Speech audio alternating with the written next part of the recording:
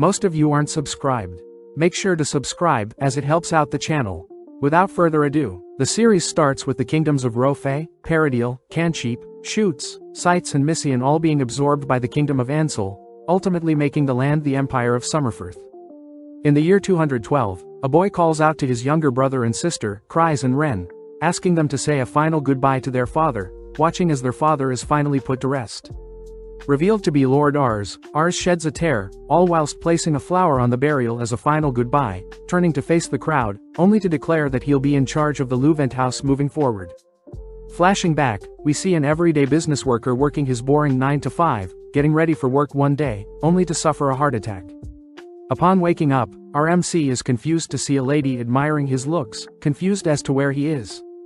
Spotting a flying dog, our MC learns the lady is his mother, spotting his child like a reflection in a metal tray. With the year being 200, our MC Ars Luvent was born in Lamberg within the kingdom of Missian. As 3 years pass by, a maid brings Ars some tea, shocked to see the 3-year-old Ars is already capable of reading and writing. Ars narrates how he has a general idea of the overall Summerfirth's empire structure, noting how it's quite different to Earth.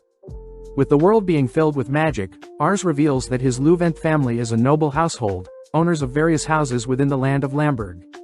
As Ars walks around his mansion, Ars is grateful to have so many maids and cooks serve them, revealing that he has a skill that no one else has. With Ars sitting in on the house's night sparring, Ars spots 2 men dueling, using his secret appraisal skill on Malay Crystal, noting how Milias would be better off wielding a bow. Seeing Malay unable to keep up with his training partner, Ars asks if Milias has ever wielded a bow, but Milias states that it's not manly to fight from afar. Using his adorable looks, Ars convinces Milias to give the bow a go, but upon drawing the bow for the first time, Milias is able to flawlessly hit the center of his targets. With the other knights praising Milias for his newfound talent, the knights wonder how Ars knew Milias would be good with a bow, but Ars is forced to lie, knowing that his skill is too rare to reveal, sad that he can't appraise his own skills. That night as Ars joins his family for dinner, Ars' father, Raven Luvent praises Ars for discovering Milias's bow skills, prompting Ars to scan his father's stats, amazed that his father is capable of defeating 10 men at once with his martial arts skills coupled with his outrageous prowess stat. Getting serious, Raven tells Ars that he wants Ars to continue training this instinct of his, as one day he'll inherit his father's wealth. With Ars continuing to read up and learn about the Empire, Ars realizes that the whole Empire is corrupt, with peasants beginning to fight back. Luckily nobles have been able to temporarily keep the peasants busy, but eventually the disorganized Empire will be overrun with war. Fearing the horrors of war, Ars knows that with his appraisal skill, he'll be able to help out the less fortunate, suddenly running off somewhere.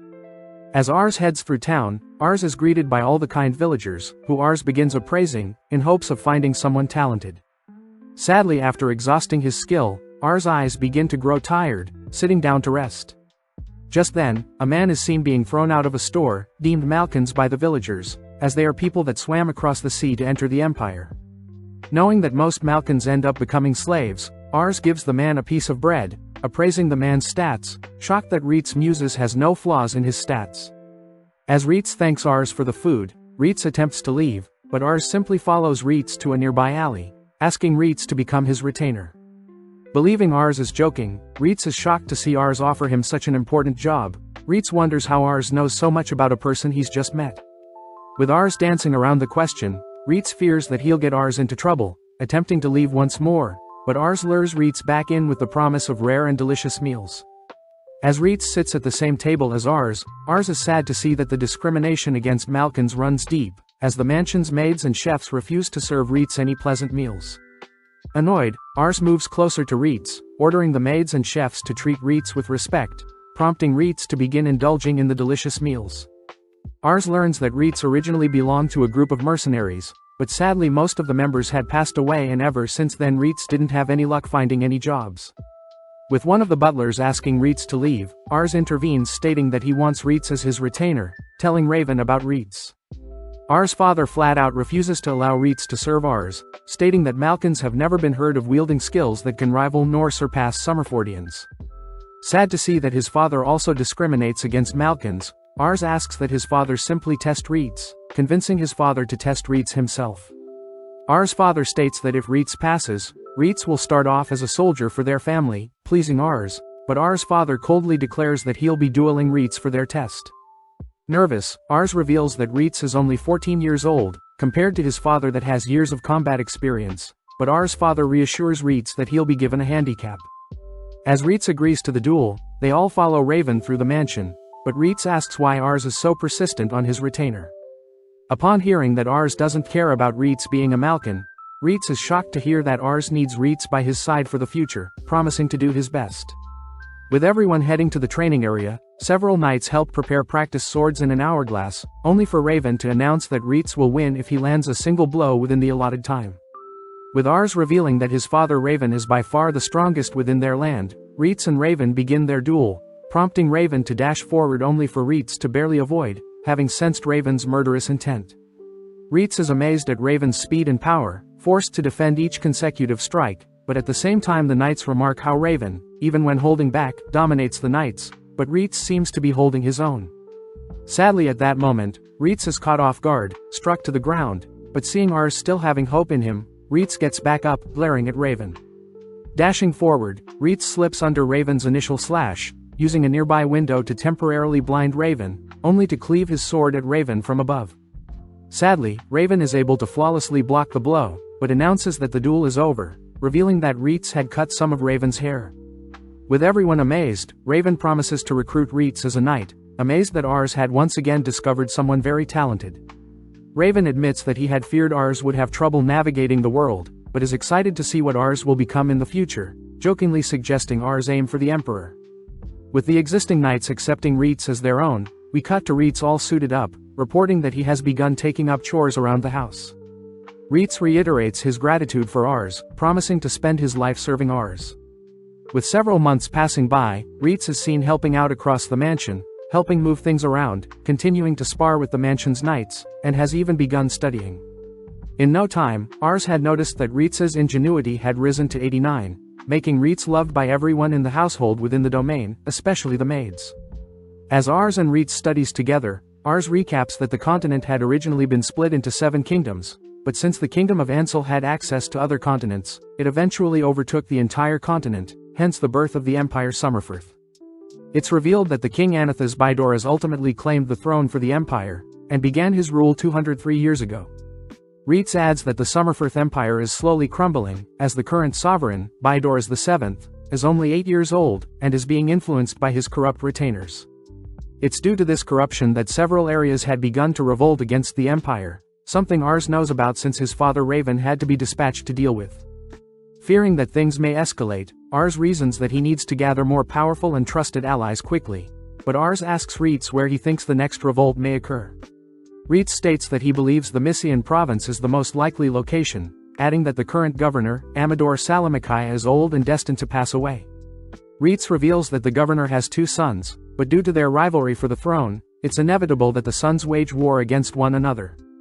Hearing this, Ars gets worried, as his father will have to intervene and pick a side, but REITZ reminds Ars that Raven won't be able to decide for himself which side he should fight for.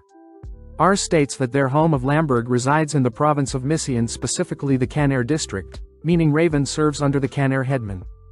Deep in thought, Ars wonders how he can support his father if they were ever put on a losing fight, but just then REITZ gets excited, reminding Ars that this is their perfect chance to show how skilled they both are. With Ars and REITZ heading to town, they run into Ars' father, Raven, amazed that Raven is training harder than ever. When Raven hears that Ars plans to scout more promising recruits, Raven suggests Ars focus on recruiting magic users, which REITZ knows can drastically change the flow of a fight. Ars remembers a time when Raven had gifted him magical artifact, hoping to see Ars' magical capabilities, but was embarrassed to see Ars was non-compatible with magic. With Ars and REITZ heading to town on horseback, they make it to the town of Canair, a location REITZ states houses 50,000 people. Since the town is the capital of Canair, the town houses the Pyres family, the rulers of the Canair district. Glancing around, Ars is amazed at how wealthy everyone looks, declaring that he intends to make the people in his hometown of Lamberg rich as well. With so many people nearby, Ars begins appraising everyone, spotting various skills from various people. Sadly, after some time, Ars takes a break, revealing that although people may have talents for certain skills, if they don't have the necessary aptitudes of said skills, they simply won't be of use. As the two continue their way around town, Ars suddenly stops, spotting various homeless people hidden away within an alley. Upon seeing Ars' terrified expression, REITZ states that where there are wealthy people, there is bound to be unfortunate souls, but before Ars can say anything, REITZ cuts Ars off, reminding Ars that he can't help everyone, not yet at least. Knowing that REITZ is correct, Ars promises to strive for a domain that can welcome anyone no matter their situation, impressing REITZ, but at the same time we see someone listening to their conversation. Finally stumbling onto a market area of town, Ars is completely amazed at the variety of products, drawn towards a stand that sells dragon eggs imported from the northern continent. As Ars dreams of owning a dragon as a pet, Ars rushes to purchase several eggs, but REITZ suddenly pulls out a knife. As REITZ threatens the store owner with a knife, REITZ states that trade with the northern continent was banned recently, deducing that the eggs were possibly smuggled. Plus real dragon eggs would need high temperatures to hatch, whereas the present ones have fake spots on them, allowing REITZ to conclude that the fake dragon eggs are in fact giant lizard eggs. Seeing the store owner trying to scam his master, REITZ prepares to slay the store owner, but Ars tugs on REITZ's suit, diffusing the situation. Although Ars appreciates REITZ from protecting him, Ars notes how he better learn about these things as well, but they both stop for lunch. As Ars enjoys the variety of foods, he spots a candy store, rushing over to purchase some candy. Just then a person bumps into Ars, using the opportunity to steal Ars' wallet, prompting REITZ and Ars to pursue them. As the thief weaves through the crowd, REITZ, who is carrying Ars, speeds up, managing to grab at the thief's clothes, revealing the thief to be a young disheveled girl. As the girl heads into an alley, REITZ and Ars follow, only to spot the girl being cornered by some men who seemingly knock her to the ground. Annoyed, Ars calls out for the men to stop, prompting the men to attack Ars, but REITZ nonchalantly intercepts the strike. Pissed, REITZ dismantles the three men, scaring them off. Turning to the girl, Ars scans her stats, amazed that the girl is capable of becoming an S-rank mage, already having 65 points in leadership and 116 in prowess.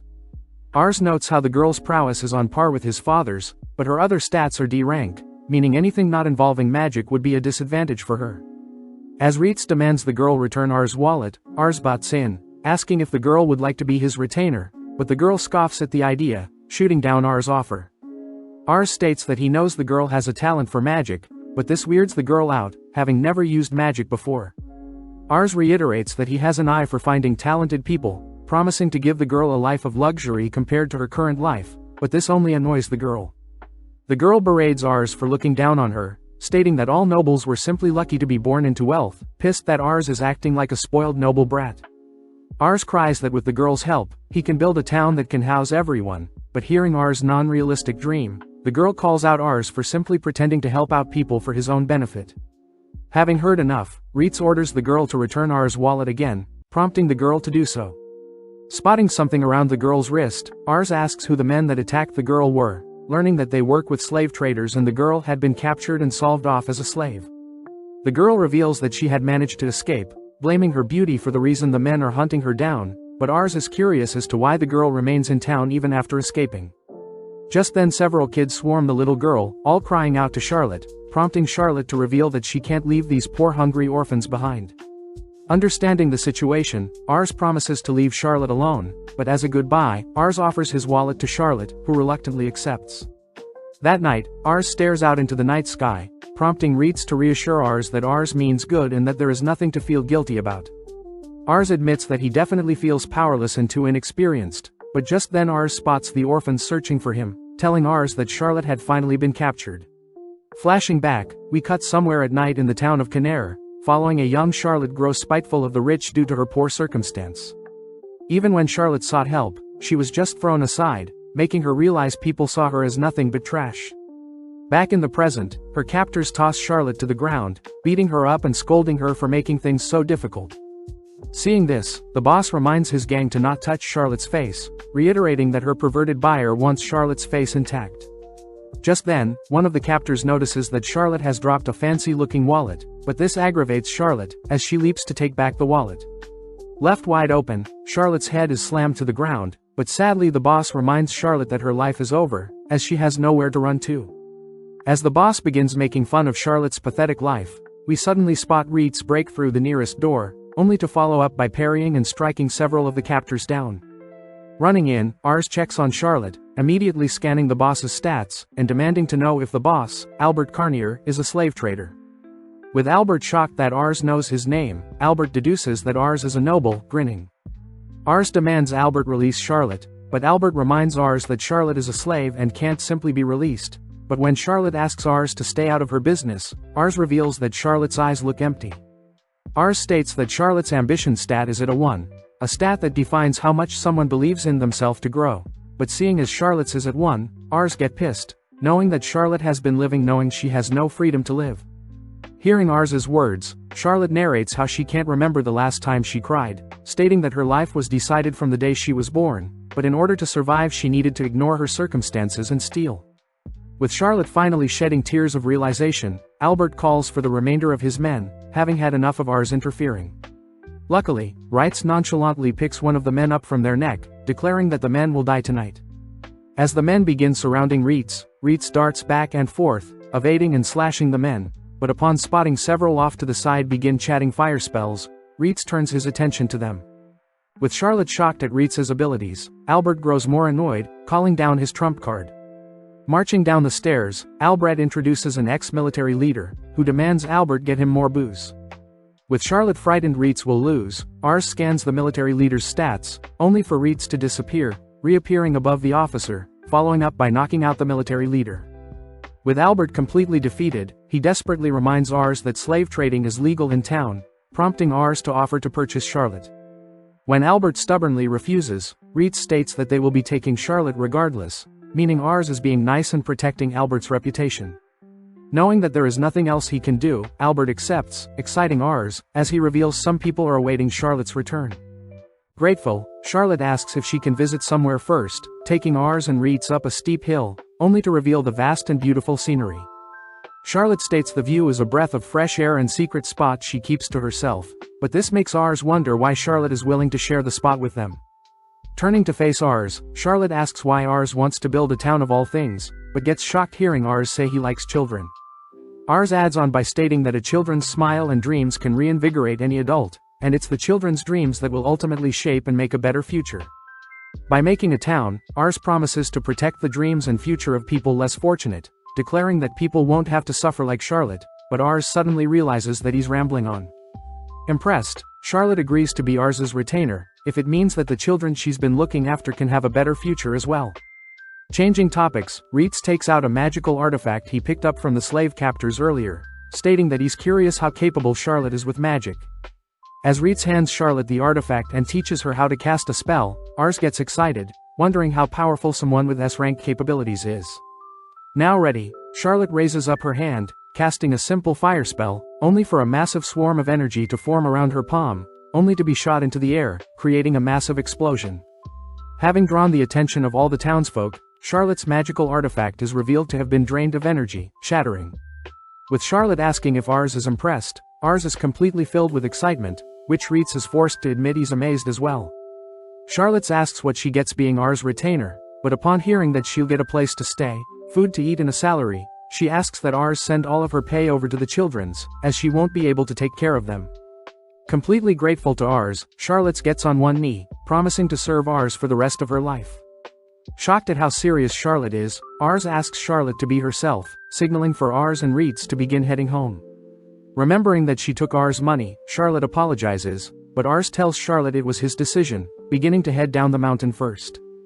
As Charlotte thinks about what Ars' future entails, we cut to Charlotte saying her final goodbye to the children she's been taking care of, all whilst Ars wonders if he can really make a great city.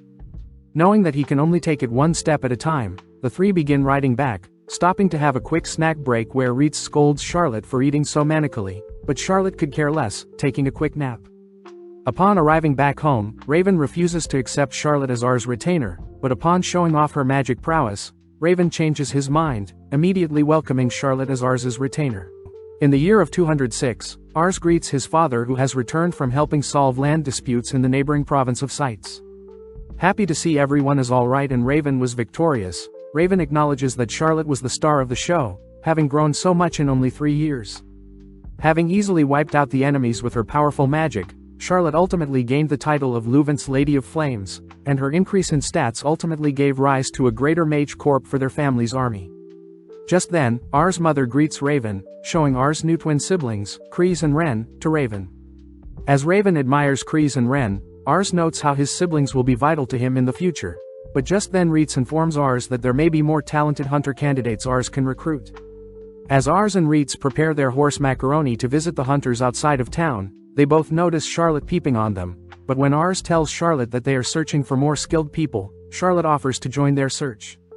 As the three ride the same horse, Ars feels quite cramped, all whilst Charlotte complains about their slow pace. But REITZ says it's Charlotte weighing everyone down, for not being to ride a horse of her own. Snapping back, Charlotte points out her weight and Ars combined still isn't as heavy as REITZ, asking REITZ to get off and run behind them. Scolding Charlotte for suggesting such things, they both begin arguing who's closer to Ars, but out of nowhere a boar runs across their path, only for a stray arrow to appear, instantly slaying the boar. As two hunters approach the boar, they nonchalantly talk about their number of hunts each, but they suddenly spot Ars and his party, running over to see if everyone is okay. Scanning their stats, Ars is amazed to see the hunters have prowess of 67 and 65, with the older brother Grottos having a ranked potential for infantry whereas the younger brother Marcus has a ranked potential for archery. As the brothers take everyone back home, they are shocked to be served such delectable food, apologizing for barging in on their home. As Charlotte begins digging in, REITZ asks does Charlotte learn some table manners, but getting down to topic, the brother's father asks what Ars is doing here. Ars reveals that he would like to recruit Marcus and Grottos for their family's armies, exciting the three men, as their family will get the honor to fight for their country. The father compliments Ars' mature attitude, revealing that his youngest son Rosal isn't as mature as Ars. Curious as to who this Rosal is, a tiny hand suddenly reaches for some bread, quickly retreating back into his room, but suddenly his father calls out for Rosal to properly greet Ars. As Rosal struggles to muster out some words, Ars notes the low stats, but upon seeing that Rosal has the potential to grow his ingenuity stat to 109, Ars chokes on his beverage, knowing that no one would be able to boast a higher stat. Since Rosal is still young, it makes sense for Rosal to have such underdeveloped stats, but knowing that he needs Rosal, Ars asks if Rosal would like to be his retainer. Shocked at the suggestion, Rosal begins fearing what Ars and the others will have him do. Rosal cries that he doesn't want to leave, locking himself in his room. The father apologizes for Rosal's behavior, revealing that Rosal's mother passed away 2 years ago, believing it to be the cause of Rosal being so underdeveloped, as normal hunters his age would be chopping down wood and training with a bow. When Rosal's father says he doesn't want Rosal to fight like the other two brothers, Ars corrects the father, stating that Rosal will be trained as a strategist, something Rosal's father isn't so opposed to. As Ars enters Rosal's room, Ars apologizes for scaring Rosal earlier, asking if Rosal likes to read books. When Ars learns that Rosal is reading the only book his mother used to read for him, Ars feels sad for Rosal, seeing Rosal admit that he's aware he isn't as talented as others. But taking this opportunity, Ars offers Rosal to visit his home's library, promising that nothing will happen to Rosal. Hearing such a tempting offer, Rosal accepts, but as Ars gets closer, Rosal states that he wants his brothers to come along as well.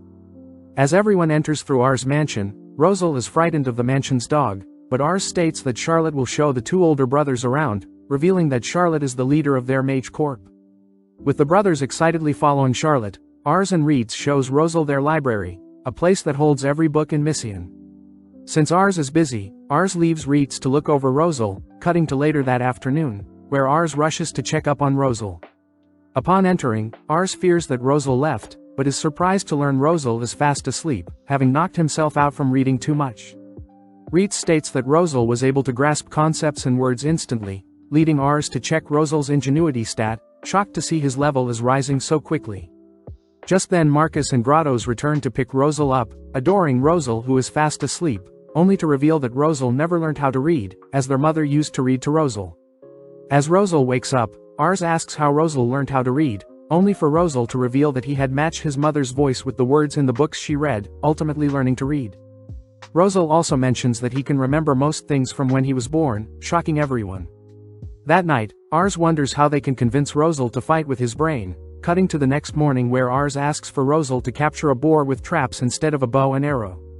When the brothers wonder if such smart creatures can be trapped, but with some encouragement from Ars and his older brothers, Rosal promises to create a trap and impress his father.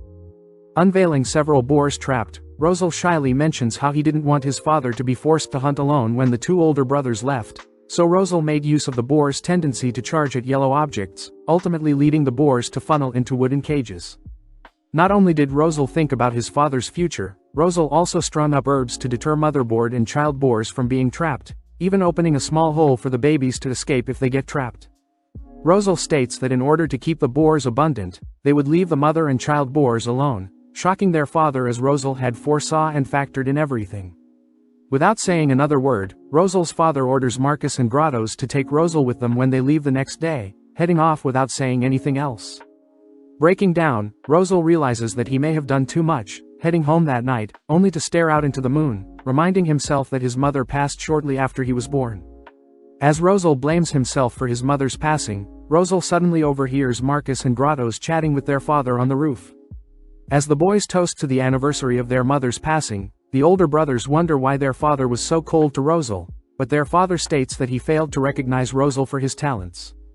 Rosal's father states that he doesn't blame Rosal for hating him, as that is what the father must do to atone for failing to raise Rosal, prompting everyone to begin shedding tears. The next day Ars arrives to pick up Marcus and Grottos, shocked to see Rosal will be joining them, coldly walking past his father.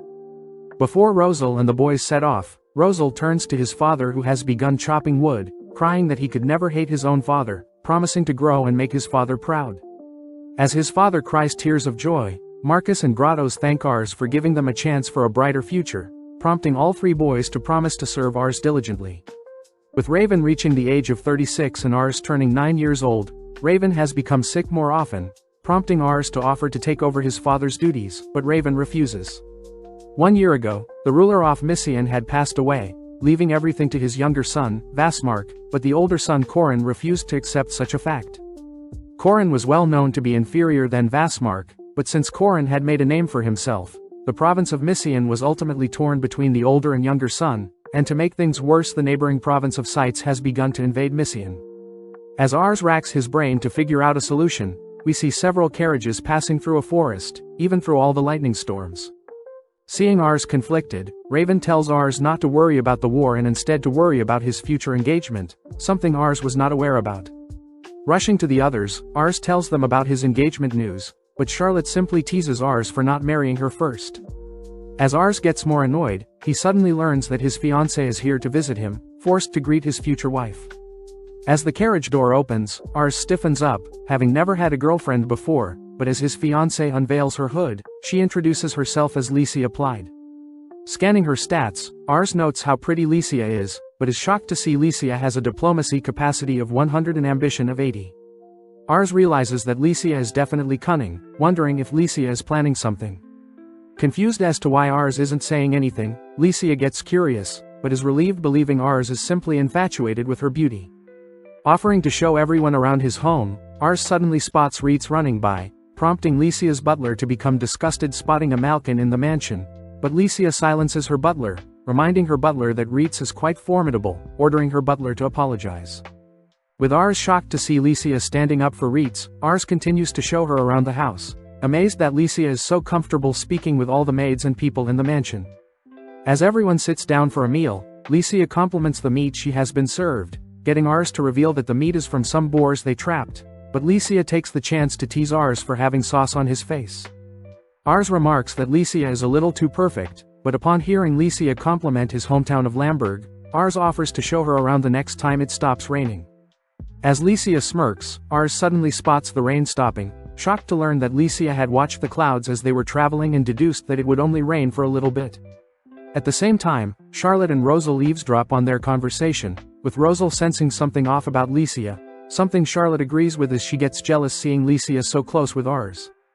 As Licia and Ars walk through town, Ars greets the townsfolk, introducing them to his future wife, but suddenly spots two men arguing. Running to see the commotion, only to learn that one of the customers had ordered Flame Magistone, but the shopkeeper instead sold the customer Sound Magistone.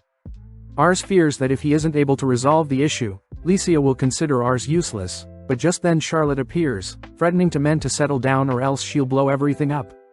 Intervening, Licia diverts the conversation, instead bringing up how famous Charlotte is, getting Charlotte to stand down for now. Turning to Ars, Licia offers to resolve the situation, asking Ars to do her a favor afterwards. Approaching the men, Licia stops the men from fighting, introducing herself as Ars' future wife, temporarily stopping the men as they congratulate Ars. Licia suggests that the customer sell their sound stone to her, offering to pay a decent price for the stone, As for the shopkeeper, Licia offers to sell any amount of flame stone the shopkeeper is willing to buy. Licia also mentions how everything was R's idea, prompting both men to thank Rs, promising to use contracts next time, but Rs can't be more amazed at how smart Licia is. As the sun begins to set, Rs apologizes for having Licia follow him around town, but just then Charlotte butts in, praising Licia for earlier, but Charlotte still doesn't accept Licia as Rs's future wife. With Rs and Licia now alone, Licia cashes in on that favor Rs gave her, asking what type of girl Rs truly like. Completely caught off guard, Rs wonders what Licia is scheming, but knows that since Licia is far more smarter than him, Rs chooses to answer truthfully. Rs cries that he wants to marry someone that is truthful and honest, but without saying another word Licia and Rs head home, leading to later that night where Licia has dinner with everyone, followed by Charlotte putting on a magic show, only for everyone to head to bed. Since Licia is staying the night, Rs heads to bed early knowing that he'll have to entertain her tomorrow as well, but as he sits on his bed, he realizes that Licia had been waiting for him. Stopping Rs for screaming, Licia states that she wants to have an honest conversation with Rs, prompting Rs to serve up some tea. As Rs asks what Licia wants to talk about, Licia asks once again what Rs thinks of her, revealing that she has a knack of detecting what people think of her with a single glance, coupled with the ability to put people at ease with a few minutes of conversation. But Licia had noticed that Rs only grew more suspicious of her, the more time they spent together, wondering why Rs is so scared of her. Rs realizes that he had made Licia feel so sad all this time, choosing to reveal his appraisal eye that allowed him to see Licia's outrageous diplomacy and ambition stat, and that is what ultimately made Rs suspect Licia had an ulterior motive. Shocked to hear that, Licia admits that she is quite ambitious, shyly uttering that she strives to have a man fall in love with her, but seeing Rs freeze, Licia cries for Rs to say something. As Rs tries to fill in the awkward silence, Rs realizes that it's completely natural for a girl like Licia to strive to marry a powerful man, but Rs knows that neither his family nor himself can live up to Licia's expectations. Speaking up, Licia is finally happy to be able to read what Rs is thinking, stating that although Rs is not yet where he wants to be, Licia believes that Rs along with his family have the potential of becoming great and powerful in the future. Licia also mentions how the townsfolk treated Rs like their family, something Licia believes every lord should strive for, ultimately admitting that Rs is the one she wants to marry. As both Rs and Licia part ways for the night, Rs scolds himself for beginning so awkwardly, only to cut to Licia outside, also scolding herself for being awkward, but Licia is grateful she has finally found someone that she can speak truthfully with. Licia thinks about how she was born around scummy nobles who would lie to each other in order for their own benefit, but one day Licia had watched a female noble worm her way into a marriage with a powerful man. Licia had strived to marry the most powerful man she could find, using her skill to also lie and get on people's good side, initially planning on only befriending and using Rs. But as Licia spent time with Rs walking around Lamberg, Licia realized how genuine and kind Rs was, not only to her but to everyone no matter their status, ultimately falling in love with Rs. Licia states that she wants to know what type of future Rs plans on creating, vowing to crush those who stand in Rs' way, cutting to several days later where Rs is seen writing to Licia updating her on his life. As Rs thinks about the last time Licia had visited him, Rs gets shy knowing Licia is dead set on marrying Rs, but Rs writes that luckily Raven is recovering well and the current wars in Messina have quieted down a bit. With some more time passing, Rs learns that his father is getting weaker by the day, wishing for some more time to repay his father for all he's done. Elsewhere in the castle of REINCARNATES, we see an assassin successfully take the life of the old governor, but when the guards corner the assassin chooses to take his own life. Having heard the news, Raven sits with Rs and his party, asking Rosal what he thinks of the Mysian governor being assassinated. Rosal believes that there will be war soon, something Raven knew would happen, meaning the brothers Corin and Vasmark will finally start a war for the throne. Since the lord of the Canare district, Lord Lumera, will fight for the elder brother Corin, Raven states that they'll be fighting alongside Corin as well. Raven tells Reitz to prepare the troops, expecting a letter from Lord Lumera, but as Raven tries to get out of bed, he suddenly collapses. With the letter from Lumera arriving, Rs learns that Raven must gather his troops within 3 days, but Rs states that since his father is unable to get out of bed, he'll be the one to go in his father's place. As Rs and his party set out to the town of Canare, they greet the guard outside the castle, informing the guard that Rs will be representing Raven. When the guard questions if Rs is capable of taking over for Raven, Charlotte speaks up, making the guard realize that he's standing before Charlotte the Lady of Flames and Reitz the Reaper. As they are guided through the castle, Ars gets teased for being nervous, but they suddenly run into the headman for Lord Lumera, Menes Renard. With Ars introducing himself, Menes prays that Raven gets well, prompting Ars to scan Menes's stats, amazed that Menes is an above average for all attributes. Taking the opportunity, Menes attempts to offer REITZ and Charlotte a job, but they both refuse, having sworn loyalty to Ars. With Ars being guided to the official meeting room, Ars awkwardly introduces himself, but feels out of place when none of the elderly men speak up.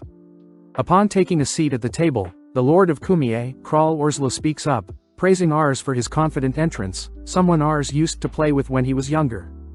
When Kral offers Ars some cookies, Ars notices another man glaring at him, but out of nowhere Lord Lumera enters the room, prompting everyone to get up and bow. Amazed by the aura that Lord Lumera Pyres emits, Ars scans Lumera's stats, noticing that Lumera doesn't necessarily boast any unique stats, but combined with Menes, they are quite the influential duo. Getting the meeting started, Lumera apologizes for the sudden meeting, but states that with war about to break out, they'll all be fighting alongside the elder brother, Corin. With Lumera confirming that there are no objections, Lumera reminds everyone that the province of Sites will try to attack during the war as well, officially ending the meeting. Having held in all his nerves, Ars lets out a sigh of relief, but realizes that Lumera is beside him, apologizing for his manners. Lumera reassures Ars not to be so stiff around him, praising Ars for walking in Raven's footsteps and growing an army to such a high caliber, especially only at the age of 11. With Lumera telling Ars he expects great things, Lumera takes his leave, prompting the other man to finally confront Ars. The man introduces himself as Hammond, the lord of the domain Torbakista, and also the father of Lycia. Wondering what Hammond wants to speak about, Ars learns that Hammond had heard that Ars had stopped writing to Lycia, apologizing as Ars had been spending time looking after Raven and thinking about the upcoming war. Hammond states that Lycia speaks highly of Ars, having been more open with her feelings recently, something Hammond had never seen before, as Lycia used to be more obedient, especially growing up amidst conflicts between nobles. Hammond states that he blames himself for allowing his daughter to suffer at such a young age, apologizing for forcing Ars to marry Lycia, but Ars reassures Hammond that he chose to take on Lycia's burden. With Hammond satisfied with Ars' response, Ars returns to tell Raven everything that transpired, confirming that they will be indeed fighting alongside the older brother. Seeing as Ars attended the meeting while telling him, Raven praises Ars for finally becoming a man, having worried that Ars was still too naive. Finally sitting down and writing a letter to Lycia, Ars catches Lycia up on everything that is occurring, talking about how he met Hammond, along with the unfolding war, but Ars ultimately promises to win the war to impress Lycia. Joining his men in training, Ars stands no chance against REITZ, worried that everyone but himself is growing stronger. Ars begins thinking about his mock battle he had earlier, disappointed to see that he was completely outmatched, and even failed to defend himself when attacked. Seeing as he has been relying on Charlotte and REITZ, Ars racks his brain, wondering how he can be useful in battle, but just then Rosal rushes in with a letter. Rosal reports that Sites has begun to invade Kumie, the domain belonging to Kral, and seeing as Kumie is right next to Lamberg, they have no choice but to defend Kumie. Knowing that Raven can't lead their army, Ars steals his resolve, declaring that they'll depart immediately, ordering REITZ to gather the troops. With REITZ promising to look after Ars, Ars declares that he'll be leading the army, but out of nowhere Raven appears. With Ars worried that his father is too unwell to fight, Raven states that Ars is still too young to fight, ordering REITZ to stand down when he tries to persuade Raven against going to war in his condition. When Ars tries to reassure Raven that he'll be safe with Charlotte and REITZ by his side, Raven reveals that Ars's face does not resemble a warrior just yet, confusing Ars. To make things clear, Raven orders Guller to retrieve one of the men they've imprisoned, having Baramorda the criminal kneel before everyone. Raven reveals that Baramorda had committed every crime under the sun, stating that they'll now execute the criminal, but tasks Ars with keeping his composure if Ars wants to be acknowledged as a man by Raven. Seeing Baramorda being placed in position for an execution, Ars helplessly listens as Baramorda begins listing off his fantasies, only for Raven to give the signal to execute the criminal.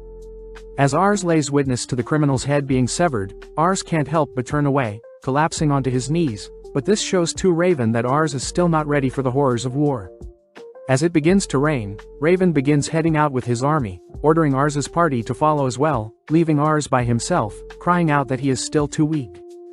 Cutting to the battlefield, REITZ rides beside Raven, all whilst Rosal gives orders and Charlotte decimates the battlefield with her magic. As Raven begins coughing up blood from the 1-month dispute, it's reported that Raven's army was able to defeat an army double their size, but unfortunately as Raven returns home, he's seen very weak, arriving 4 days after R's 12th birthday. With R's family rushing to check on Raven, Rs welcomes the others home, shocking everyone as Rs has been training whilst everyone was gone. Rs asks about his father's conditions, disappointed that he had forced his father to push his already sick body, but his party reassures Rs that it was Raven's duty to take over. As Rs leaves to train some more, Charlotte reveals that she had heard Rs has been non-stop training, something that stresses Rs' party out, but out of nowhere Licia visits, apologizing for the sudden visit. Licia states that she's been worried about Rs, having kept in touch with Rs through their letters, but Licia admits that she feels more distant from Rs as his written letters feel very cold. Seeing as Licia is distraught, REITZ reasons he should tell Licia about how Raven had tested Rs' manhood, ultimately left behind when Rs failed to face the horrors of taking another human's life. Licia apologizes for not even being able to help, demanding to speak with Rs herself, guided towards the training area of the mansion. Upon entering, Licia is relieved to see Rs focused with training, but when Rs collapses, Licia admires Rs for forcing himself back onto his feet, even though Rs is completely exhausted. With Licia leaving Rs to train, she tells everyone that she'll let Rs grow for now, but suddenly a maid rushes to inform everyone that Raven is awake, but Raven wishes to speak with Rs' party privately. As Rosal, REITZ and Charlotte stand before Raven, Raven apologizes for passing out after the war, shocking the three as Raven is too casual with them. Raven states that he wants to get to know the three better, asking what each of them feel living their new lives, prompting all three to state that they would like to continue living the life they have now. Happy to hear that, Raven reveals that he knows he is not long for this world, thanking the three for changing his worldview, as he had never thought a Malkin, a woman and a child would end up being the pillars of his domain. Getting serious, Raven states that he knows forcing Rs to rule over his domain is a selfish act, admitting that he wished he would have trained Rs more seriously, but now that he has no time left, Raven begs the three to please continue supporting and guiding Rs. As Raven makes this request as a father, Raven begins shedding tears, knowing that he can't look over Rs any longer. Reciprocating Raven's feelings, Rosal states that Rs is the person that ultimately brought his family together and gave him confidence. Charlotte adds that Rs is the person that gave her hope for the future, and REITZ declares that Rs believed in him when no one else will.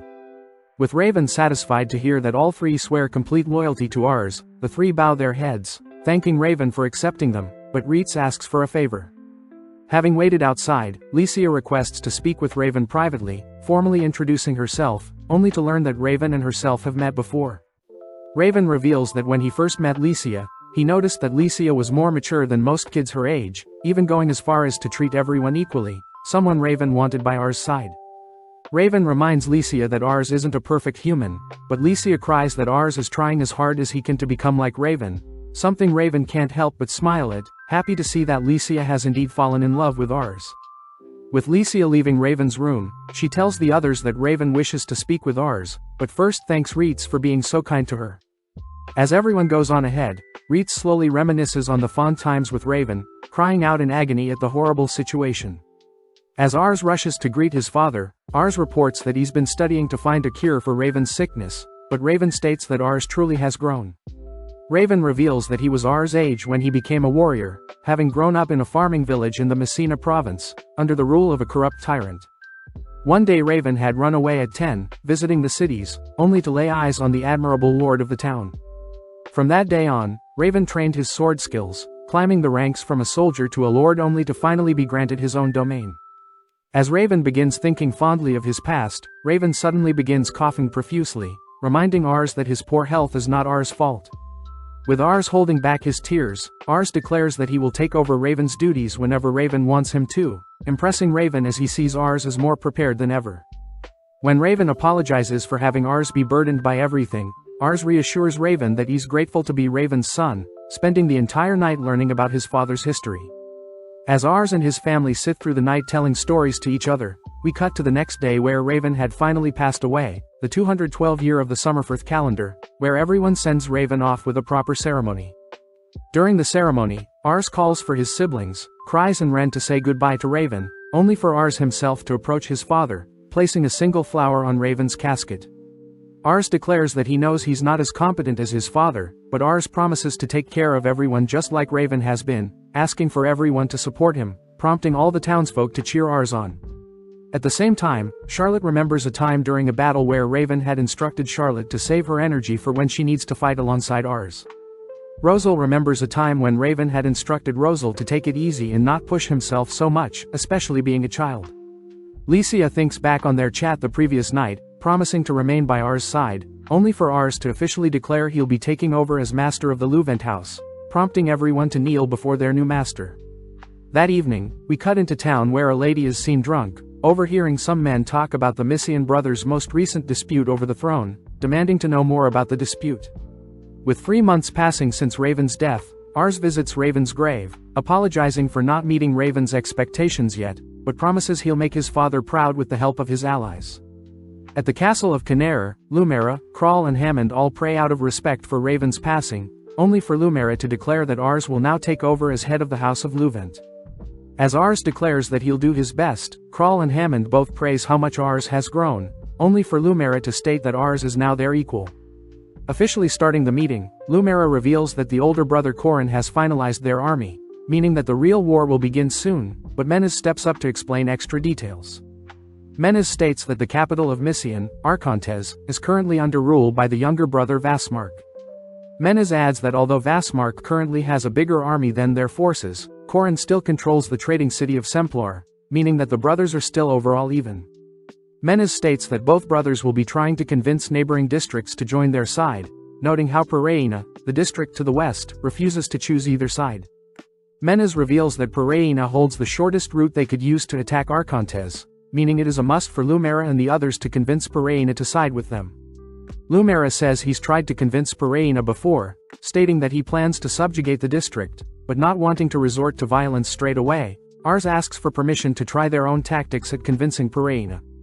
Cutting to several days ago, Ars and his party are seen analyzing the upcoming war, but Rosal points out how suspicious it is for the Pereina to remain where they are, even though Pereina knows they are quite vulnerable to invasions. Rosal advises Ars to check out the situation in Pereina first before they mindlessly march into enemy territory, prompting REITZ to suggest they hire mercenaries by the name of Shadows, a group of talented information gatherers. Ars mentions how Pereina seems suspicious to have rejected siding either side, even though they can be invaded at any time, convincing Lumera to give Ars some time to figure out what is happening. As the gang head through town exhausted, they run into the orphans Charlotte had been taking care of, amazed that they've grown so much. With Ars greeting the ladies that owned the orphanage, Ars reveals that he had instructed the ladies to take in as many orphans out on the street as possible, satisfied to see the orphans are growing up well. Charlotte asks her kids what they'll be doing when they grow up, amused to hear one wants to join Lumera's army, one wants to work as a maid in the Canera castle, one wants to work in a bakery and one wants to work on a farm in Lamberg.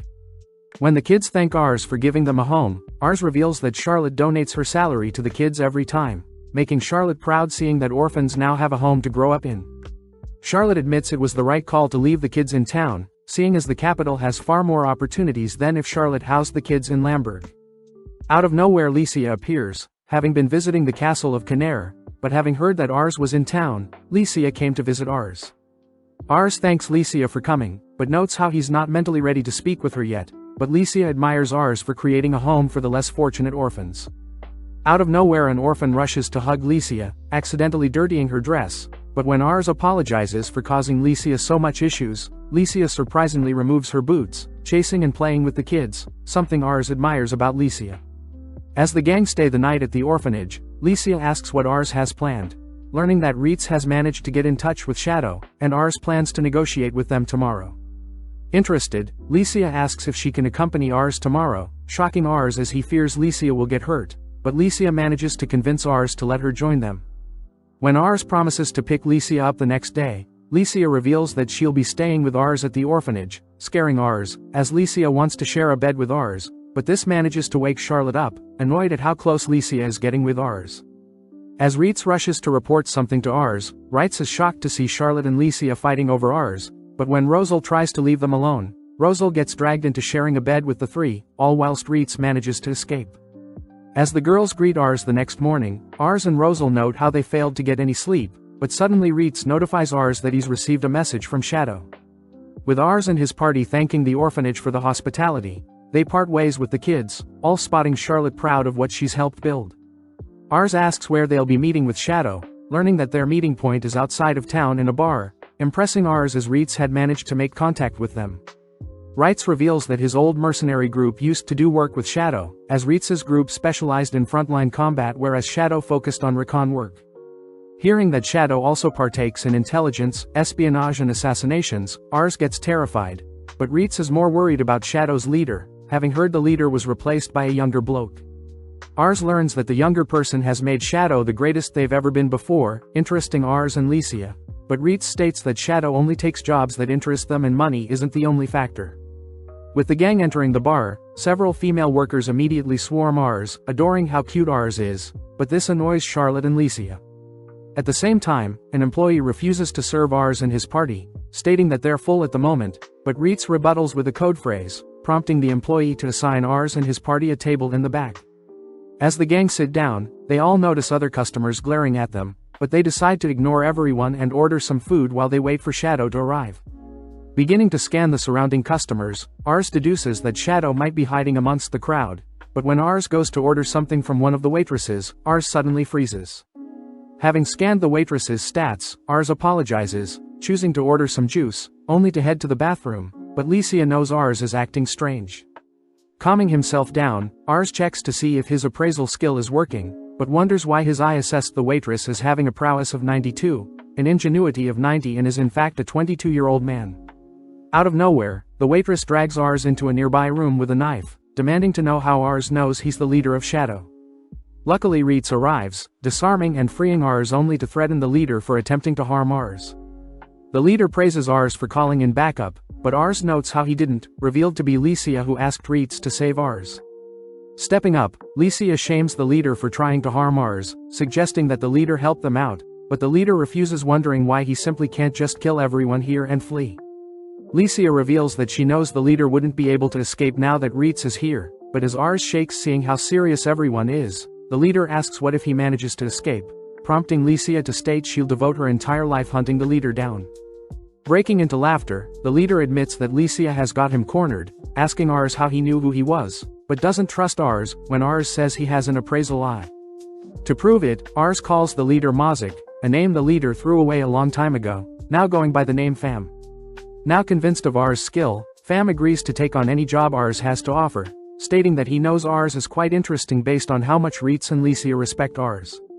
As Fam asks to speak more privately in the back, Ars thanks the two for saving him, learning that Licia had deduced the waitress was Shadow's leader based on Ars' shocked expression. As they all head to a more private room, Ars asks Fam to investigate Pereira, surprised to hear that Fam will take 1 gold for the job, agreeing to meet back within 5 days. Back with Charlotte and Rosal, Charlotte is seen devouring the food, both wondering why Ars' bathroom break is taking so long. As the trio return to the table, Ars tells Charlotte and Rosal that they just had a meeting with Shadow, surprising Charlotte as she wanted to meet Shadow herself. Just then, Fam appears in his waitress disguise, serving Charlotte and Rosal, only to leave without the two realizing that Fam was Shadow, something that terrifies Ars. Several days later, Ars and REITZ reunite with Fam, wondering where Fam's other workers are, shocked to hear that Fam took on Ars' job alone. Ars notes how Fam's overwhelming skills overrides his mediocre leadership skills, as people around him consider him the leader out of respect. With Fam confirming that he was indeed able to investigate Pereira's secrets, Ars wonders how Fam found the information so fast, handed a scroll with the reasons why Pereira won't side with Corin. Opening up the scroll, Ars realizes that it contains all the signatures of the nobles who have sided with the younger brother Vasmark, noticing Pereira is among the few. Additionally, Ars spots the Massa district as well, a district west within Misian and has a large population housing powerful infantry like the capital of Misian, Arcontes. REITZ mentions how they were told Massa had agreed to side with the older brother Corin just like Ars, but for some reason the scroll shows that Massa is now with Vasmark, implying that Massa had betrayed them. Ars knows that if they choose to invade Pereira, since Massa is right beside Pereira, Massa would simply use the chance to counter their invasion.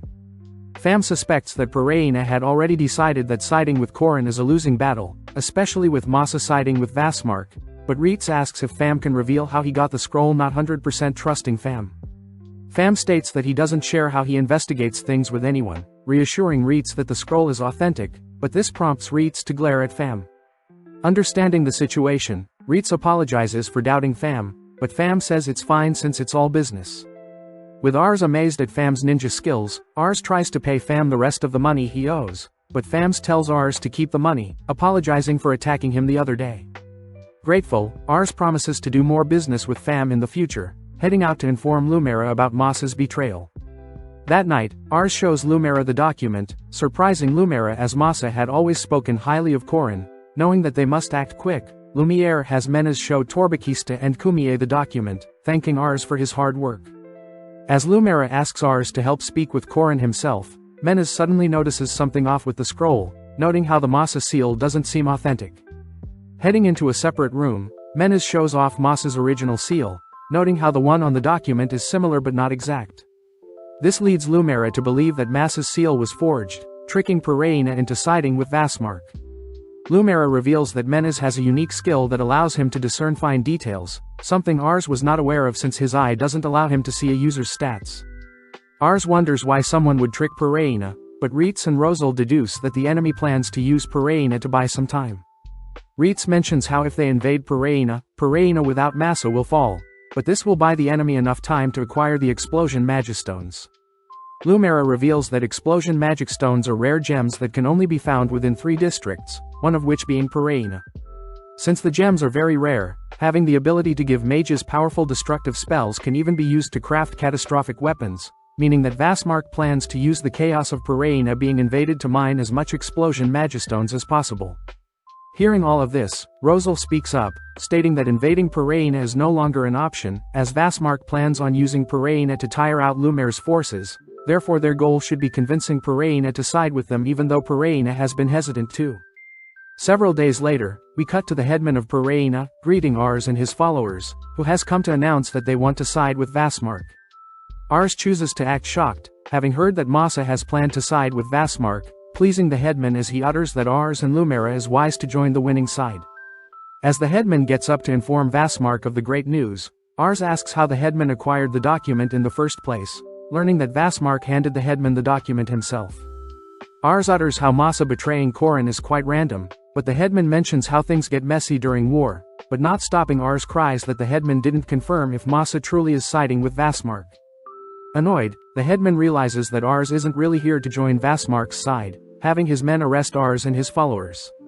Springing into action, Reitz buys Ars some time, allowing Ars to reveal that he has brought the headman of Masa himself to clear things up. Flashing back, we see that Rosal had planned to have the headman of Masa clear things up, leading to Ars and his party showing the headman of Masa the forged signature.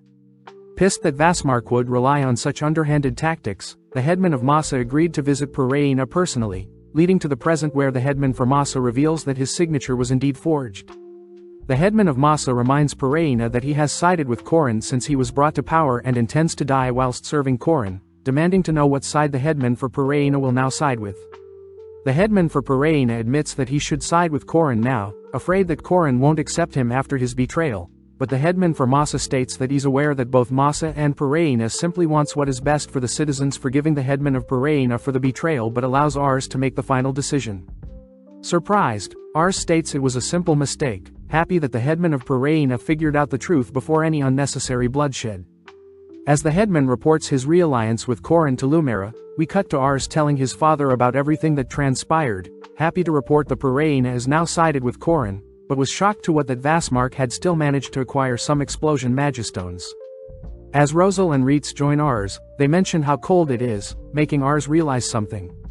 Staring off into the sunset, Ars thanks Reitz and Rosal for always staying by him, grateful to hear that Reitz and Rosal plan to serve Ars for the rest of their lives.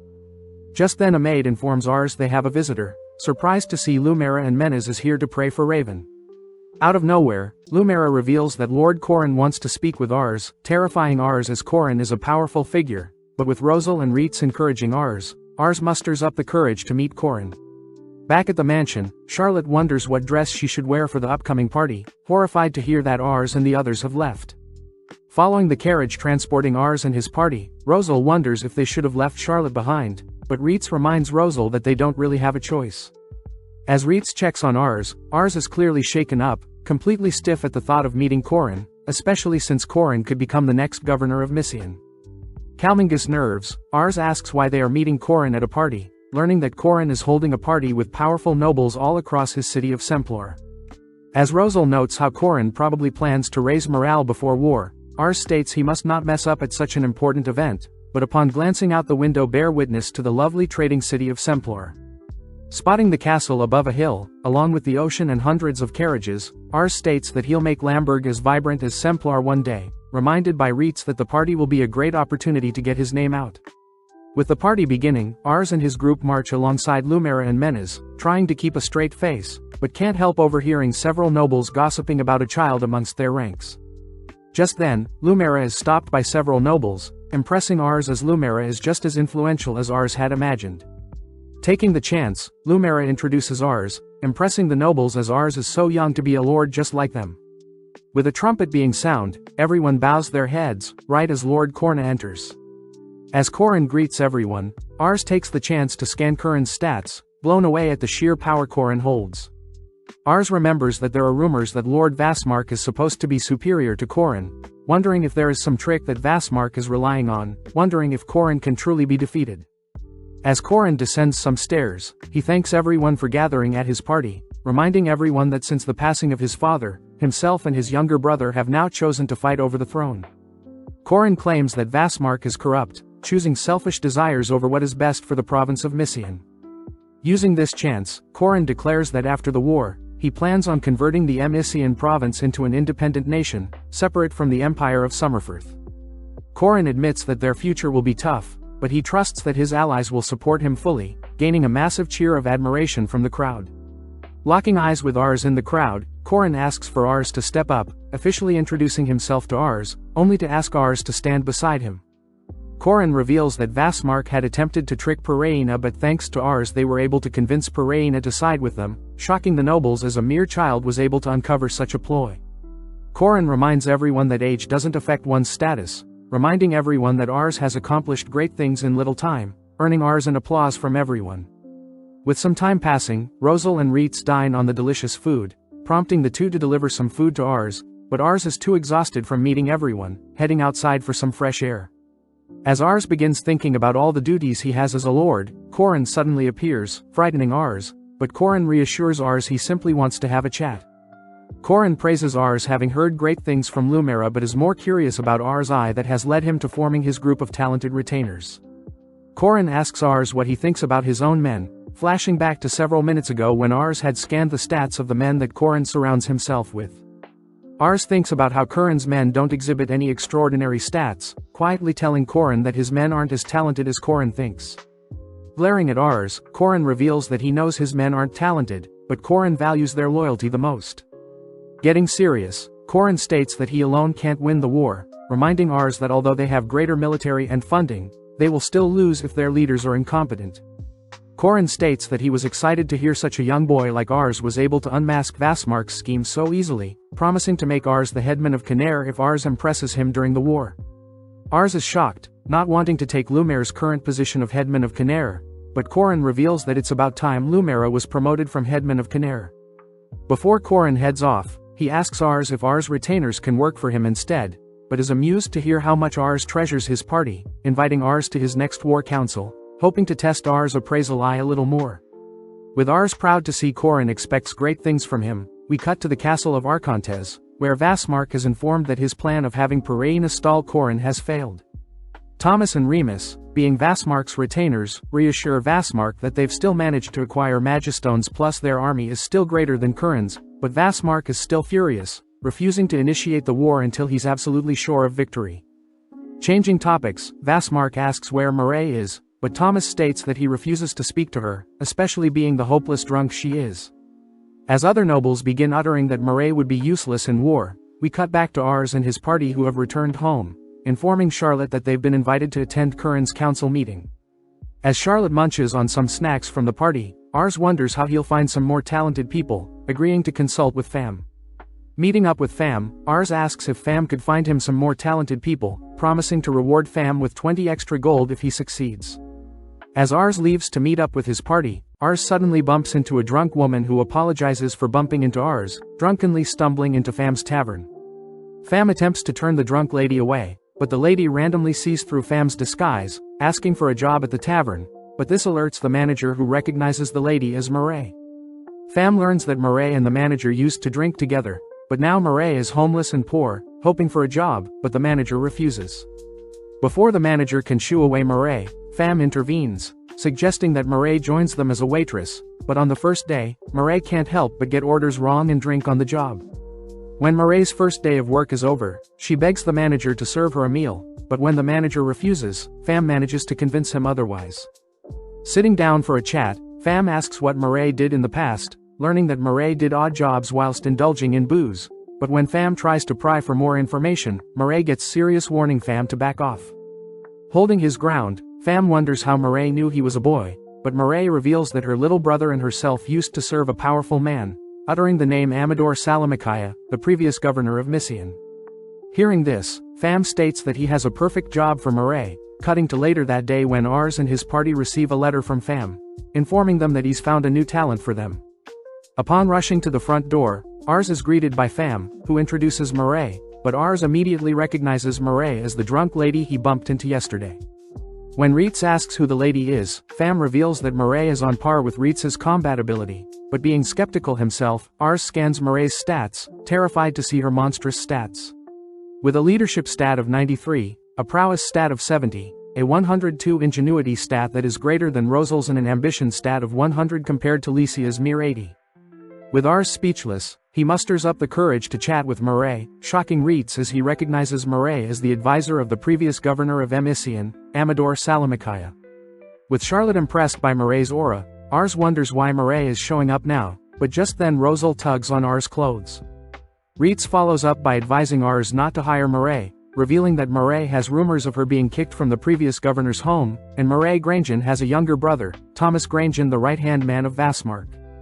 VIDZ states that Thomas is said to be more cunning than Murray, but Murray could still be acting as a spy for Vassmark, something that Murray denies, surprised to learn that Thomas is now working under Vassmark. With VIDZ not convinced by Murray's clueless expression, Murray asks if Ars will be hiring her, leading Ars to declare that he will be in need of Murray's help. Ars states that Murray is quite talented overall, but secretly thinks about why Murray's ambitions are so high, similar to Lycia's, but Ars's compliments make Murray blush.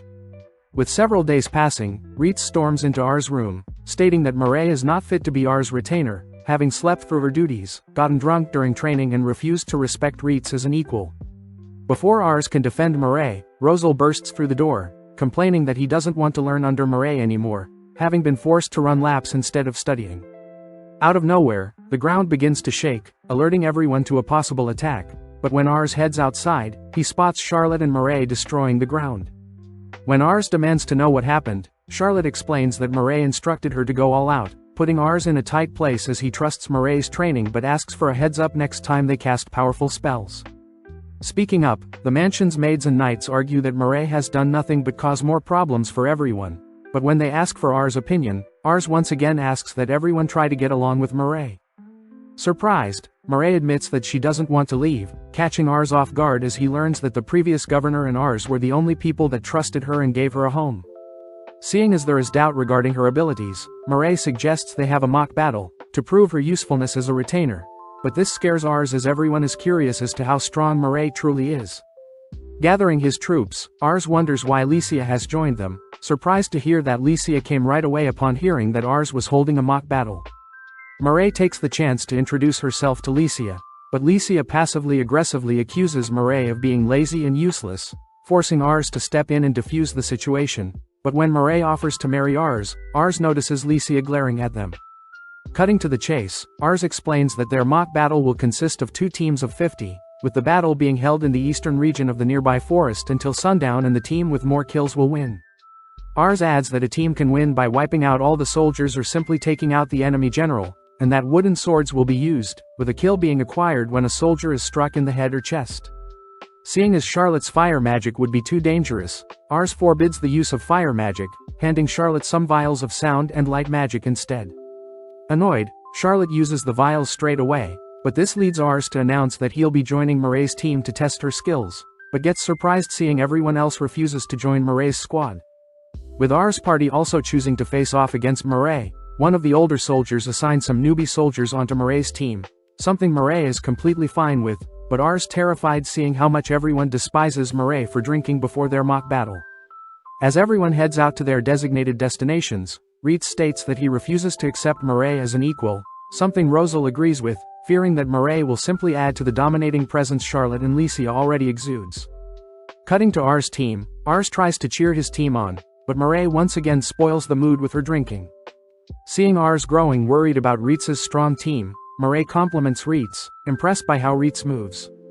Murray also mentions how powerful Charlotte is, wondering how Ars found them, but is amused to see how proud Ars is of his friends. Murray admits that their troops don't even compare to REITZ soldiers, but as the junior soldiers and Ars scold Murray for being so blunt, Murray corrects herself, declaring that they'll still win. Murray admits that their lack of synergy and experience is a pity, but Murray reminds everyone that as a strategist she'll ensure that they win even if they hate her. With a crowd of spectators spotting Ars's team's smoke signal to start the duel, we see REITZ's team has already prepared for what Ars's team may try. REITZ reminds everyone that they suspect Ars's team will try several long-range attacks and ambushes, therefore their strategy is to simply meet them head-on and outpower them.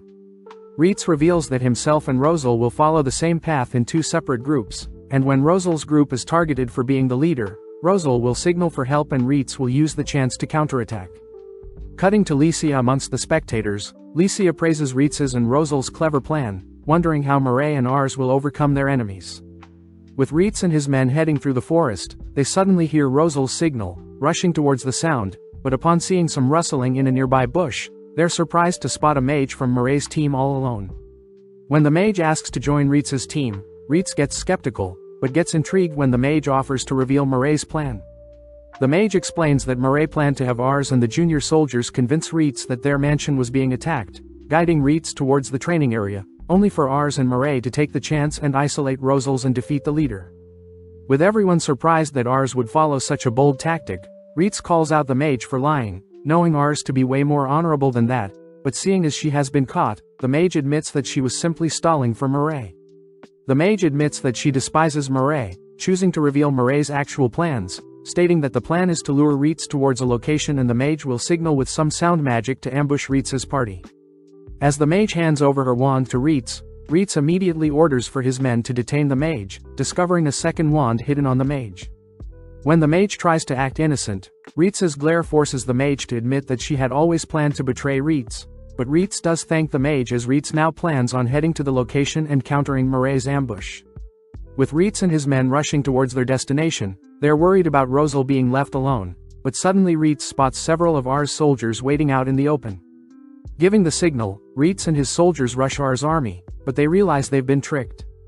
Appearing out of nowhere, Ars compliments Murray's scarecrow trick, but they suddenly spot REITZ pissed, prompting Murray to pick up Ars, dashing away as REITZ's anger forces him to blindly chase after the duo. As the crowd watching atop the hill cheers on REITZ, Ars gets worried seeing REITZ and his arm slowly catching up, but Murray isn't concerned. Sensing something off, REITZ has some of his men speed up, but Murray had set up several traps, tripping, catching and binding some of REITZ's men. With Ars impressed by Murray's clever traps, Ars spots REITZ escape from Murray's traps, even more pissed as REITZ and his men are now more passionate than ever. Seeing as it's almost time, Murray has Ars plug both their ears, followed up by several sound magic that erupts across the forest. With all of REITZ's army temporarily paralyzed, REITZ hones in on the surrounding, barely spotting Murray and Ars only to continue his chase. Impressed that REITZ and his army is still on their tail, Murray notes how she still hasn't received a signal from their remaining squad yet, but at the same time on the hill Lucia gets jealous seeing how close Ars is to Murray, but wonders where Ars' remaining squad is. Elsewhere in the forest, we see Charlotte escorting Rosal, but Charlotte wonders why they're walking further away from REITZ.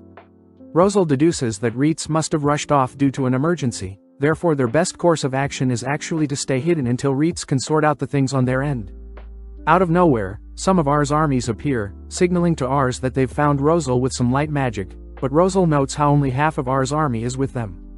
With Rosal ordering for his small army to attack, Rosal's knights begin to get cocky, seeing as they'll easily pummel the younger knights, but out of nowhere the younger knights reveal that the remainder of their army have Rosal's party surrounded.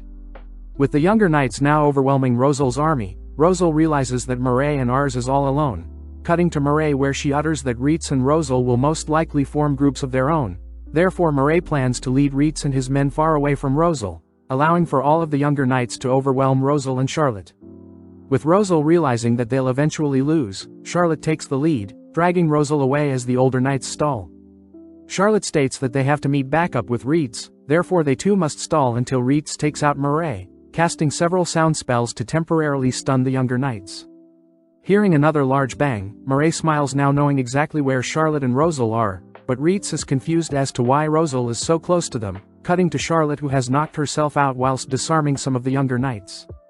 With Rosal forced to flee from the remaining younger knights, Licia realizes that Murray had perfectly laid a trap, not only leading REITZ away from Rosal, but also placing Rosal right in front of her, a magnificent plan that Licia rushes to see the conclusion of. At the same time REITZ finally realizes Murray is heading towards Rosal, crying that he refuses to lose, but Murray simply speeds up all whilst Ars struggles to hold on. Thinking of all his memories with Ars, REITZ refuses to let Ars down, managing to slowly close the gap, but at that moment Rosal is seen in the distance running towards Murray. With no other choice, REITZ orders Rosal to continue running towards them, promising to defeat Murray, but out of nowhere Ars releases several explosive spells to distract REITZ. Holding back the pain, REITZ powers through the smoke, readying to strike Ars down, but as everyone comes to a halt, it's revealed that Murray managed to strike Rosal first before REITZ could land a hit on Ars.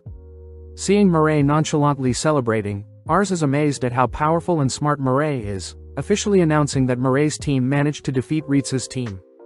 Hearing his soldiers bicker about Murray using underhand tactics, REITZ scolds his army for not taking the battle seriously, reminding his men that during war there are no rules.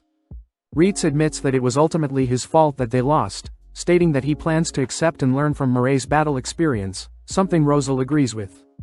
Manning up, REITZ calls out to Murray, apologizing for underestimating her, prompting Rosal and Charlotte to join in.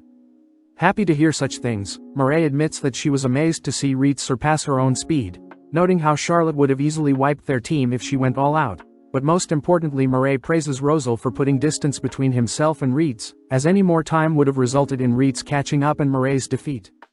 Finally Murray turns to Ars, blown away by the talent that Ars had gathered, suspicious of what Ars has planned for the future. Shyly, Ars reveals that he first wants to create a domain that will welcome anyone and can survive the horrors of war, surprising Murray as realizes Ars prefers avoiding war where possible. Hearing Ars' ideals, Murray suggests that Ars become emperor, suddenly reminding Ars of when Raven had also suggested that Ars would need to become the emperor if Ars wanted to ensure peace was brought across the continent. As night falls, Ars holds a party for their mock battle being a success, leading everyone to enjoy some delectable food and drinks outside the mansion. Amongst the crowd, Murray is seen out drinking several men, all curious as to what type of drinking monster Muriel truly is, but taking the opportunity the soldiers ask if Murray could train them. Surprised, Murray reveals that REITZ's training regimens are already as effective as possible, meaning Murray has nothing more to teach as REITZ has already shaped everyone into above-average soldiers. Off to the side, Murray spots Rosal replaying the mock battle, realizing that if he had trained to run like Murray had instructed him to, REITZ and himself would have won the mock battle. Murray confirms Rosal's hypothesis, reminding REITZ that although a strategist doesn't need to be as strong as normal fighters, a dead strategist is as good as useless. With Rosal declaring that he'll train harder, Charlotte suddenly collapses onto Rosal, pinning him to the ground. But seeing as this is the perfect chance, Murray asks that Charlotte light several spells behind Rosal to encourage Rosal to run faster, terrifying Rosal. Seeing everyone getting along with Murray, Licia apologizes to Ars for getting jealous at how close Ars was to Murray, but Licia states that she now accepts Murray as an ally. With Ars deep in thought, REITZ suddenly marches towards Ars, prompting Licia to give the two some space, but REITZ takes the chance to apologize for failing to lose the mock battle. When Ars tries to cheer REITZ up, REITZ scolds himself for failing to meet Ars' expectations, but Ars reminds REITZ that they still have time to grow even stronger. Seeing Licia finally chatting with Murray, Ars continues to wonder how strong Murray is, but wonders what REITZ thinks about Ars being emperor. Without skipping a beat, REITZ states that he completely agrees with Murray, promising to carve a path and support Ars all the way. With the next morning arriving, Ars promises to keep Licia updated as Licia returns back to her hometown, but at the same time Murray is scolded for slacking on the job as usual.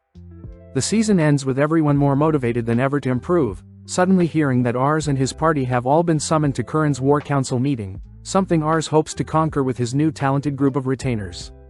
Picking up from the previous season, we follow Ars and his party as they all ride towards the war meeting, but Ars can't help but ask Charlotte and Murray to stop messing around. Seeing the girls enjoying the scenery, Ars gives the girls some space, checking on REITZ and Rosal. Hearing REITZ recommend they spend some time during the journey to relax, the carriage passes by an ocean heading towards the Semplar region. Seeing as Charlotte has never seen the ocean before, the gang decided to stop and dip their toes in the sea. But when Murray sees Charlotte acting all cute, she can't help but tease Charlotte. Charlotte takes the chance to ask about the places Murray's traveled, learning that Murray's been to volcanic, snowy and even ancient biomes, something that intrigues Charlotte. Joining them, Ars promises to take the gang all over the world once the world is over, all spending more time in the ocean, but when Charlotte fires off a spell into the ocean to hunt fish, the gang are forced to flee the scene. Having finally arrived at Castle Semplar, the gang arrive at the meeting area for the war meeting, but the other lords pay no attention to Lord Ars since he only mounts a remote piece of land. Spotting Lumera and Menes, Ars is so happy to see familiar faces, making some small talk, but out of nowhere Corin himself appears to greet Ars. Seeing Murray with Ars, Corin can't help but voice his surprise, having not spoken with Murray ever since she rejected Curran's offer to join his army. Murray states that she only came because of Ars, impressing Corin as he appreciates Ars for convincing the almighty Murray to join them. Seeing all the chatter, the other lords remind Corin that Murray is siblings with Vasmark's right-hand man Thomas, fearing that Murray will betray them. Silencing the skeptics, Corin states that since Ars trusts her, they should all as well, especially since Murray served the previous governor before he was assassinated. Starting the meeting, Corin recounts that their current army numbers 110,000, but the enemy houses 20,000 more.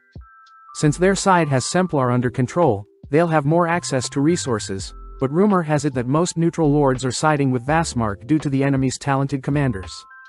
Seeing as neither side has a major advantage, Corin declares that they want to finish the war as fast as possible. Speaking up, a lord suggests they conquer Bertudo first, seeing as it's one of the three great cities alongside Semplar and Arcontes. The lord suggests that they overpower Bertudo in order to seize more land and convince more neutral lords to join their side, rallying votes from other lords. Although Ars thinks it's a fine idea, Ars checks to see his party's and Curran's expressions, all agreeing that they can definitely do better. Turning to Murray and REITZ, Ars asks that they both speak their minds, prompting Murray to insult the lords for agreeing to such a basic attack. As Corin stops the lords from insulting Murray, Murray reminds everyone that Thomas is quite a perfectionist when it comes to schemes, only acting upon a plan with 100% success rate. Having seen the lords speak, Murray predicts that the enemies would win 70% of the time. Before the lords can say anything, Murray explains that the moment they march their army towards Bertudo, the enemy will immediately invade Semplar, forcing their forces to be split between defending Semplar and invading Bertudo. Scolding the lords for arrogantly underestimating the enemies, Corin praises Murray for shooting down such a basic plan. Murray calls for Rosal to offer up his plans, but upon seeing that a mere child will create a battle strategy, the lords grow agitated. Laying out his strategy, Rosal states that attacking Bertudo isn't a bad idea, but they should guarantee that Semplar isn't invaded when they're gone. Rosal suggests that they scare the enemy by having Paradil threaten an attack from the north, shocking Corin. Hearing this, the lords state that Paradil is loyal to the imperial family, therefore they won't be picking sides. Countering, Rosal states that they can bribe the emperor to sway Paradil onto their side. The lords fear that the emperor can't be bribed with mere money, but REITZ butts in, reminding everyone that the emperor is a teenager surrounded by corrupt retainers, therefore they need to bribe the retainers making all the decisions for the emperor. Having laid out everything, Murray praises Rosal for his genius plan, something Corin agrees with as he declares that they'll all be following Rosal's plan.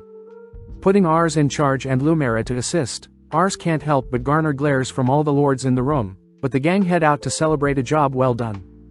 During the meal, Ars can't help but stress at the thought of failure, but is relieved as he says REITZ will handle the negotiations with the emperor. Sadly, REITZ suggests someone else, knowing that he'll be discriminated against by royals.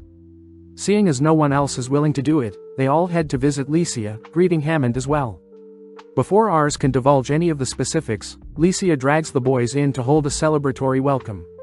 Wrapping up the party, REITZ apologizes for showing his presence in front of a lord, but Hammond reminds REITZ that since both Lycia and Ars respect REITZ, he is welcome in his home anytime regardless of race.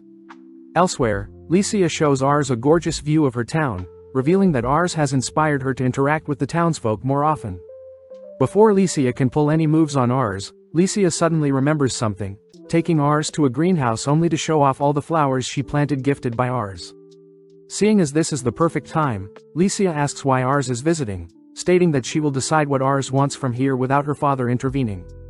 As Ars asks Lycia to negotiate with the Emperor, Ars is surprised to hear Lycia gladly accepts, but asks for something in return. Happy to reward Lycia with anything, Ars is shocked to hear Lycia ask Ars to marry her after the war, but seeing as Lycia has helped out so much, Ars apologizes for not manning up sooner. Turning the question around, Ars instead asks Lycia to marry him now, knowing that he'll need her by his side throughout the war, bringing Lycia to tears. As both embrace, they announce the special news to Hammond and VIDZ, but Hammond is against her daughter getting married so soon. Upon further inspection, Hammond sees that Lycia is more determined than ever to support Ars, ultimately giving in as he throws a massive feast in celebration. Later that day, Pham reports his findings on the corrupt people around the Emperor, pointing out that Minister Shakma is the one that holds the most power. Calling a meeting, Ars explains that they'll first all be heading to Semplar, only to take a boat to the royal capital. It's then where they'll have Minister Shakma attend their negotiations with them and Paradil, only to finish with speaking to the province as a whole. Ars states that Lycia will spearhead the negotiations, but Marae reminds Ars that Lycia is still a mere child, therefore Lycia reveals that Lumera will be accompanying them as well to convince everyone they can be trusted. Marae is impressed that a smart girl like Lycia is marrying Ars, but Charlotte voices her objections to Lycia and Ars marrying before the war. Lycia sneaks in some compliments, convincing Charlotte to approve of their marriage, only for Ars to remind Charlotte that their boat ride will allow Charlotte to experience the greater world. With Ars, Lycia and Charlotte heading out by carriage, Charlotte takes the chance to squeeze in a quick nap, but at the same time Ars notices someone riding beside. Relieved to see it's Pham, Ars learns that Pham has discovered Vasmark is now working with the province of Sites, fearing that Corin will eventually be pinched from two separate sides. Seeing as they have another issue on their hands, Lycia cheers Ars up, stating that once they've sided with Paradil, they'll have equal manpower to combat Sites and Vasmark. Completely amazed by how much Lycia had planned, the carriage suddenly hits a bump, revealing various diplomacy textbooks Lycia had been studying.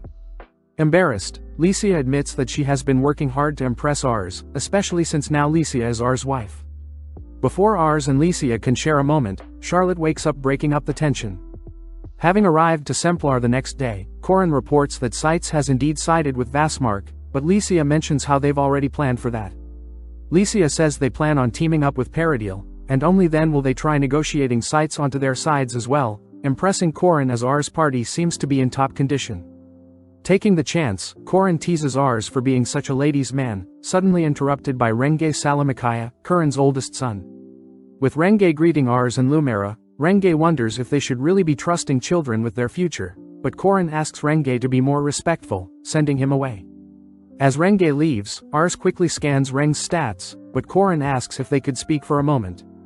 Heading outside, Corin asks what Ars thinks of Renge, admitting that he was quite light of Renge when he was younger, but now Corin fears his son won't be a competent ruler. Ars reassures Corin that although Renge is quite useless at the moment, Renge has lots of potential to grow into a great man. Finally heading to Semplar's harbor, Charlotte can't help but admire all the shops and the goodies they sell, prompting Ars to encourage Lycia to have a browse around as well. Having found some gifts for the children at the orphanage, Ars checks on Lycia, who seems to be admiring a pendant, immediately purchasing the item as a proxy gift for their marriage, promising to give Lycia a proper ring in the future. Beginning to board the ship, Ars thanks Lumera once again for accompanying them, but is surprised to learn Renge is joining them, wanting to impress his father during their trip. As the ship sets sail, Charlotte is infatuated by their form of transportation, but Ars and the others begin to grow sick, watching as Renge fails to hold back from throwing up. Spotting several men floating at sea, the gang decide to rescue them, surprised to hear they had been floating in the ocean for several days. Feeling bad for them, Charlotte reminds everyone of pirates in the area, handing the men some water, but suddenly one of the men grabs hold of Charlotte, only to hold her captive whilst demanding for loot. Unfortunately, the men are unaware of Charlotte's magical capabilities, terrified seeing Charlotte melt their swords, only for Charlotte to blast them with a fireball. Tying up the men, Renge declares that the men will be hanged once they reach the capital, but having scanned them, Ars asks who the men truly are, suspecting that they aren't pirates. The men reveal that they are actually fishermen for the capital, but over time they began needing money to repair and sustain their business, forced to borrow money from a sketchy merchant once the empire refused to support them. As a result, the fishermen needed another way to repay their debts for their families, but Renge refused to listen to any of the fishermen's excuses. Relieved to hear the men aren't bad people, Ars offers to give the men some items worth 3 gold coins, confusing Renge, but the fishermen refuse to stoop so low and accept Ars's pity. Ars corrects the men, stating that his gift is simply a loan, allowing the fishermen to repay him whenever they want without interest, surprising everyone. Hearing this, Renge refuses to allow Ars to do such a thing, but Ars finally snaps, asking whether a lord can really earn trust from their people if the people can't trust their leader. Renge wonders why Ars is so optimistic, but Ars simply states that he has full trust that the men have good intentions, something Renge calls out as simply ignorance. As the men are set free, they wonder how gullible Ars truly is, all watching as the fishermen sail off. Arriving at the imperial capital, the gang are immediately mortified to see so many homeless lining the streets, all whilst the nobles enjoy luxurious lives, both living in separate worlds. Before the big day tomorrow, Licia asks for Ars to leave without her, needing time to prepare. The next day, everyone meets up only to wonder what Licia has been up to, shocked to see Licia in a fancy-looking dress. Licia states that everything will make sense later, all heading into the castle, only to greet Minister Shakma. Scanning his stats, Ars is amazed to see such high ingenuity, diplomacy and ambition stats, something Pham had warned them about. Knowing that Ars has come to negotiate, Shakma asks that they not waste any time, all sitting down to have a chat. When Renge tries to leverage his status as a means to negotiate, Shakma reassures Renge that his status means nothing, and money is the only thing that is worth discussing. Having anticipated this, we cut back to 2 days ago where Licia explains that they must bribe Shakma with their existing 2,000 gold coins, but they must avoid a scenario where Shakma demands more since it'll stall negotiations and give the enemy more time to invade. Licia declares they must trick Shakma into believing he is getting a bargain, cutting back to the present where Licia offers 500 gold to start. Reminding that he speaks for the emperor, Shakma states that he'll accept no less than 5,000 gold coins, but Licia laughs, suspecting 5,000 gold is more gold than what the empire makes in a year. Licia offers 800 this time, but Shakma calls Licia's bluff, beginning to walk away. Desperate, Licia cries that 1,000 gold is the furthest they can muster, catching Shakma's attention as he agrees to 1,000 gold. With everything going according to Licia's plan, Renge suddenly reveals that they have 2,000 gold, pissing off Shakma as he realizes he was almost deceived. When Ars tries to rectify the situation, Shakma states he'll accept the 2,000 gold and an extra sum as an apology, but seeing Ars freeze up, Shakma simply leaves. Ars scolds Renge for being so stupid and revealing their actual budget, but Renge states that he didn't want Semplar to seem so poor, both silenced by Licia who states she has another plan. Running after Shakma, Licia apologizes for trying to deceive him, but when Shakma prepares to leave once more, Licia states that they can pay the 2,000 and an apology sum. Suddenly taking off her expensive clothes, Licia reveals that her dress and jewelry is worth 500 gold, something that impresses Shakma as he agrees to mediate with Paradil on Ars's behalf. Shakma does ask if Korin is truly loyal to the emperor, learning from Renge who spills that Misian plans to gain independence after the war, but Shakma could care less, instead warning Ars that negotiations with Paradil may not go as planned. That night, Ars and the gang toast to a job well done, apologizing to Licia once again for having to go so far, but Licia reveals that she had already foresaw everything from the very beginning. With everyone confused to hear Licia had already foresaw everything, Licia asks Ars if he really thinks Shakma would take their first offer of 1,000 gold, revealing that Shakma had always planned on adding a bribe on top of any initial offers. Luckily, Renge had revealed their hand, allowing Shakma to take the bait, and hence Licia was able to pay off the bribe with her jewelry and expensive clothes. With everybody impressed by Licia's scheming, Renge states that everything is wrong, storming off, but Lumera offers to speak with him. Outside, Lumera asks what is on Renge's mind, hearing Renge utter that he doesn't trust people who lie, wondering if Ars and the others can even be trusted to live amongst them. Lumera reminds Renge that since he was born into power, he was never forced to lie in his life, revealing that since Ars and Licia are both masters of their own domain but wield less power compared to someone like Renge, there is no choice but to lie and deceive in order to protect what is most precious to them. As it begins to rain, Renge runs off once more, catching the attention of Ars who spots Lumera reminiscing on the times he spent playing with a young Renge, asking Ars to not hate how righteous Renge is. As 1 week passes, Ars and the gang are notified that representatives from Paradil have arrived to negotiate, people that won't be easily swayed like Shakma. As everyone sits down, the Paradil ministers immediately ask if Misian plans on seeking independence from the emperor, demanding to know since Paradil is very loyal to the Emperor. Speaking up, Renge utters that Vastmark is lying about their independence, surprising everyone. Glaring at R's party, the minister's attitude quickly changes, happy to hear that Misian would never betray the Emperor, immediately offering to alliance with each other. As the gang sit down for another quick celebration, it's revealed that on the night Renge had run off, he had actually appeared before Lycia's room soaked. Immediately apologizing for doubting Lycia's personality, Renge had asked Lycia to teach all that she knew, something Lycia was glad to help with. On the carriage ride heading home, Lycia had told Ars that she had instructed Renge to attend as many parties as he could, enabling Renge to protect his honest nature along with spreading the rumor that Vastmark spread his own rumor of Misian wanting independence. It was thanks to Renge's honest nature that the rumors convinced Paradil to ally with them. Renge takes the chance to apologize to everyone for his ignorant nature, but Lycia states that Renge's want to change is more impressive, garnering Renge and Ars to promise to work together more moving forward. Seeing how much Renge has grown, Lumera sheds a tear, cutting to several days later when the gang have returned to Semplar. Given a warm welcome by Korin praises Ars' work only to scold Renge for tagging along without permission. Upon hearing Renge's ambition for learning, Korin is proud to hear Renge is striving to become a more competent ruler for Misian, prompting Ars to scan Renge's stats as he heads to train. Surprised to see Renge's stats have already increased so much, Korin can't help but reward Ars and his party with 100 gold coins each, something Ars plans to use to help fix up the village along with raising his soldiers' pays. Moving on to more important matters, Korin states that their next course of action is to invade Alfarda district, appointing Lumera and Ars to invade before the enemy can fortify their defenses. That night, Charlotte spots Ars all by himself, asking if Ars is okay with going to war. Ars admits that he is quite terrified of dying, but Ars knows he could never face his father if he turned tail and ran now. Ars reassures Charlotte he is a changed man, impressing Charlotte as she promises to stay by Ars's side. Back at the mansion, Rosal is seen training his physical body, egged on by Murray who enjoys her drink, but Rosal demands Murray teach him some war tactics. When Murray refuses, REITZ appears, confiscating her booze since she is slacking, but when Ars is brought into the conversation, REITZ begins to have a mental breakdown. Fearing that Ars may run into trouble, Rosal is forced to hold REITZ back from running after Ars, but luckily Ars and the others finally return home. Sitting down for a meal, Ars catches everyone up on their plans to mobilize their armies in 2 days, asking that everyone enjoy the day off tomorrow before they set off. With Lycia and Ars enjoying some food whilst strolling through town, Lycia is concerned that they're wasting time, but Ars mentions how he may not get to see Lycia during their war so he wants to make the most of it. Just then, the townsfolk surround the two, asking if the war is true.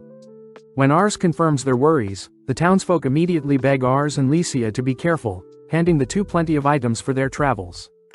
That evening, the two are satisfied with their little date, but Ars asks for some time alone as he has one more place he needs to visit. Heading over to his father's grave, Ars places a bouquet of flowers on his grave, telling Raven about all the adventures he's been up to since they last spoke. With a moment passing by, Ars declares that he now has the face of a warrior, asking his father to watch him in action. At that moment, Ars notices REITZ, Charlotte and Rosal have also arrived to pay Raven some respect, all taking turns to speak with Raven. First Charlotte admits she had never seen the life she was living now, thanking Raven for taking her in. Next Rosal utters that he has prepared diligently with his studies, and finally REITZ declares that he will remain by Ars' side till the very end. The next day, everyone begins to make preparations to head out, prompting Lycia to hand Ars his sword, promising to protect his home whilst he is away. Having all gathered at Semplar Plaza, Comir's army number 250, Torbakista's army number 350, Canair's army number 4000 and Lamberg's army number 200. Taking the stage, Curran's presence makes the soldiers roar, only for Korin to thank the soldiers for answering his call. Korin reminds the men that the capital of Misian, REINCARNATES, is currently being ruled by his younger brother Vastmark. Korin plans on first taking Bertudo, and hence they must first head through Alfarda and Samcage, but since Paradil is assisting them, their army can turn their full attention to invading Bertudo. Korin takes the chance to thank Ars for making their battle a little easier, rallying his soldiers to seize victory with him, all whilst Ars watches in awe as the soldiers cheer their hearts out, only for everyone to begin heading out. Heading through a forest, Lumera voices how proud he is that Ars is finally entering his first battlefield, followed by Rosal who reassures Ars he has drafted up countless strategies against the enemies. Additionally, Charlotte reminds Ars that her magic will decimate the battlefield, along with REITZ revealing that he has been training his army well, making Ars smile as he's glad to hear everyone is fired up. With everyone arriving at Alfarda Castle, all forces prepare to invade, but before Ars can experience war for the first time, the castle raises a white flag, surrendering. Having sieged the castle, Corin tells Ars that the enemy had chosen to surrender after realizing they were outnumbered, telling Ars their next great challenge will be Bertudo. Cutting to the Samkach district, Thomas is revealed to have arrived, meeting up with the headman of the Samkach district, Fredor Vandal. Thomas voices how he'll ensure Vassmark doesn't lose any more land, heading over to retrieve a sword only to crumple it with his bare hands. Fredor bows his head as Thomas leaves, only to spot his daughter Selena scolding her father for submitting to Thomas' every word. Fredor states he has no choice, knowing that Thomas is skilled enough to give them a fighting chance, plus Fredor needs to defend Fort Vakmakro, but Selena offers to defend Fort Vakmakro herself. Back with Ars and the gang, they discuss the best way to conquer the district with minimum casualties, making Rosal offer a solution. Rosal reminds everyone that there are 3 fortresses surrounding Castle Samkach, therefore they should split their forces and invade the 3 surrounding forts at the same time. Once the 3 forts have been secured, Corin and his remaining men will storm the main castle. Corin knows that Fort Vakmakro is the most important of them all, assigning Ars and Lumera to take care of the fort. The next day, Ars and his party surmise that Fort Vakmakro is the only fortress that overlooks the main castle and the other 2 forts, prompting Ars to ask if Rosal or Murray has a plan. Rosal suggests that they first have a scout check on the army's formations, but Murray butts in, reminding Rosal that his naive thinking will get them killed. Murray advises Rosal to think in the enemy's shoes, reminding everyone that their forces easily outnumber the enemy, making Rosal realize the enemy will try for a pincer attack on Ars soldiers. Murray states they should send out scouts both high and low to ensure no sneak attacks are successful, something Rosal quickly jotted down, grateful for the advice. Following Selena, she is notified that the enemies are approaching their fort, swiftly casting a barrier that encases the entire fort, declaring that she refuses to lose. Back outside, the gang prepare barrels of mana for the mages to cast, all firing off their fireballs, but the barrier holds strong. Luckily, Charlotte lets loose her own fire spell, tearing apart the barrier, but before Lumera can send in his troops, the barrier begins regenerating. Murray's is impressed the enemy has a defensive specialist, asking if Charlotte will be able to break through, but Charlotte declares she'll give it her all to impress Ars. Following Selena, her army begins to panic seeing their enemy's powerful spells, but Selena smirks, reminding everyone they don't actually have to defeat the enemy. At that moment, Ars is notified that an army of 1,000 soldiers are creeping up from behind them, leading Lumera to suggest they send 2,000 soldiers of their own to defend whilst 2,000 remain attacking, but suddenly they are alerted that the enemy's main force of 10,000 soldiers are also closing in on them. Excited, Murray knows only one man is capable of such a bold tactic, but Ars is more concerned about their next course of action. Rosal states that moving to meet the enemy would ultimately lead their army to lose, but if they choose to focus on sieging the fort, Corin and the renaming forces may arrive and back them up. Seeing as the mages need half a day to whittle down the enemy's barrier, Lumera prepares to have their forces retreat, but Ars thinks otherwise. Completely believing in his party's abilities, Ars asks if REITZ can hold off an army of 10,000 with his 2,000-man army, reminding REITZ of a younger Ars who believed in him. With complete confidence, REITZ offers to hold off the army for a whole day and even slaughter a few if Ars wishes, but this fires Charlotte up, declaring she'll only need an hour to tear down the barrier. With Lumera confused, Ars explains that a retreat will guarantee the enemy time to bolster their defenses, an advantage they don't want the enemies to have. Seeing Ars's determination, Lumera agrees to support Ars fully, something Murray reveals the enemy would have never accounted for.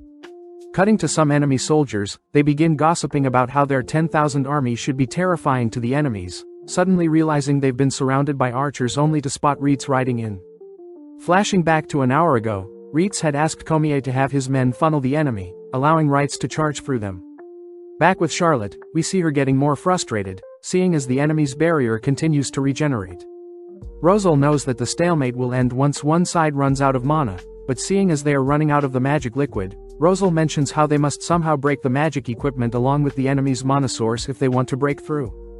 Following Selena, her army is amazed to see such a vast storage of mana, something Selena had asked her father to prepare ahead of time.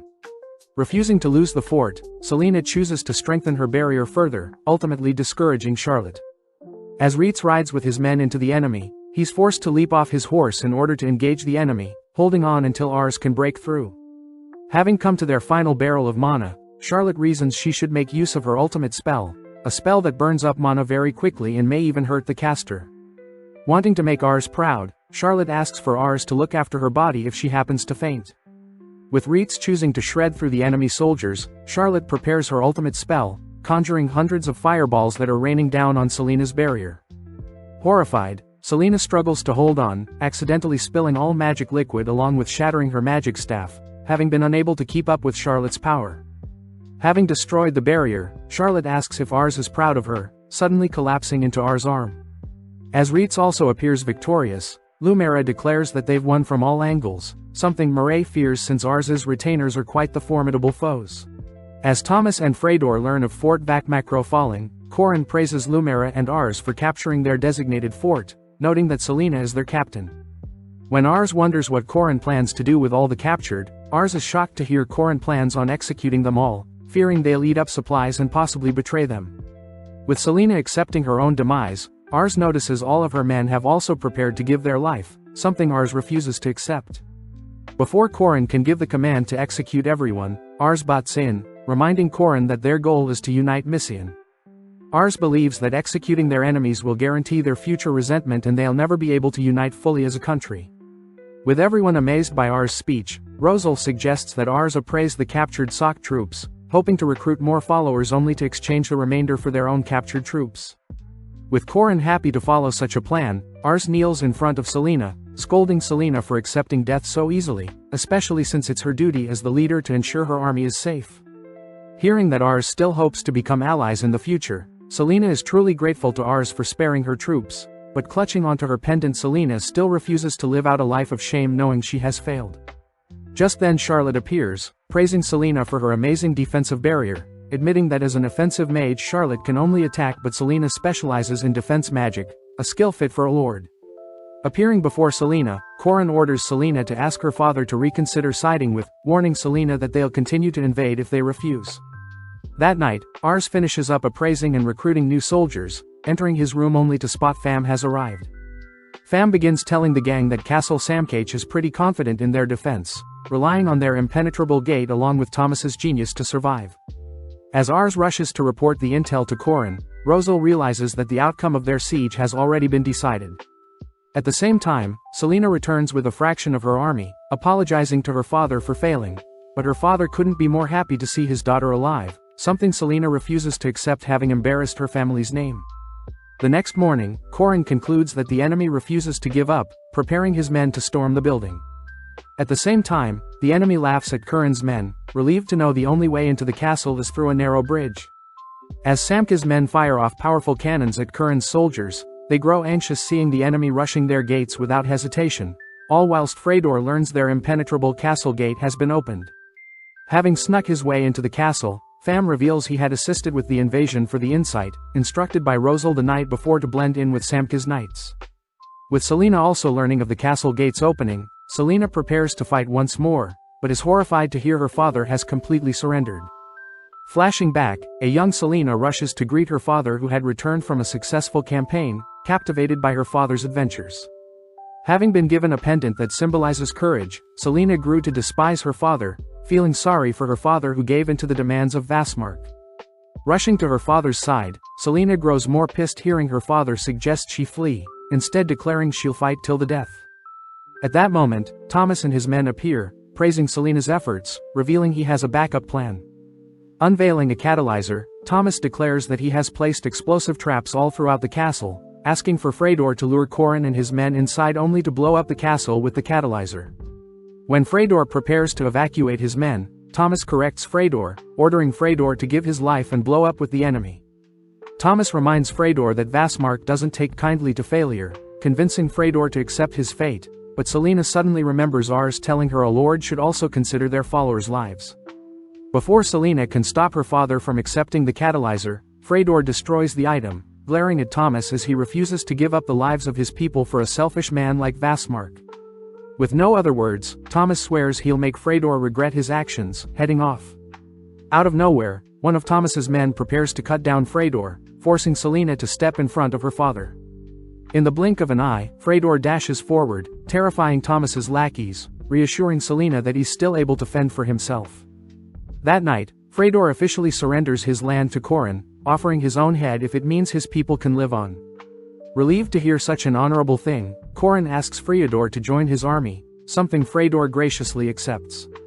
Off to the side, Selena promises she'll grow to be a more competent lord in the future. Outside the castle, Thomas and his men lurk behind some bushes, saddened to have to resort to using a second catalyzer.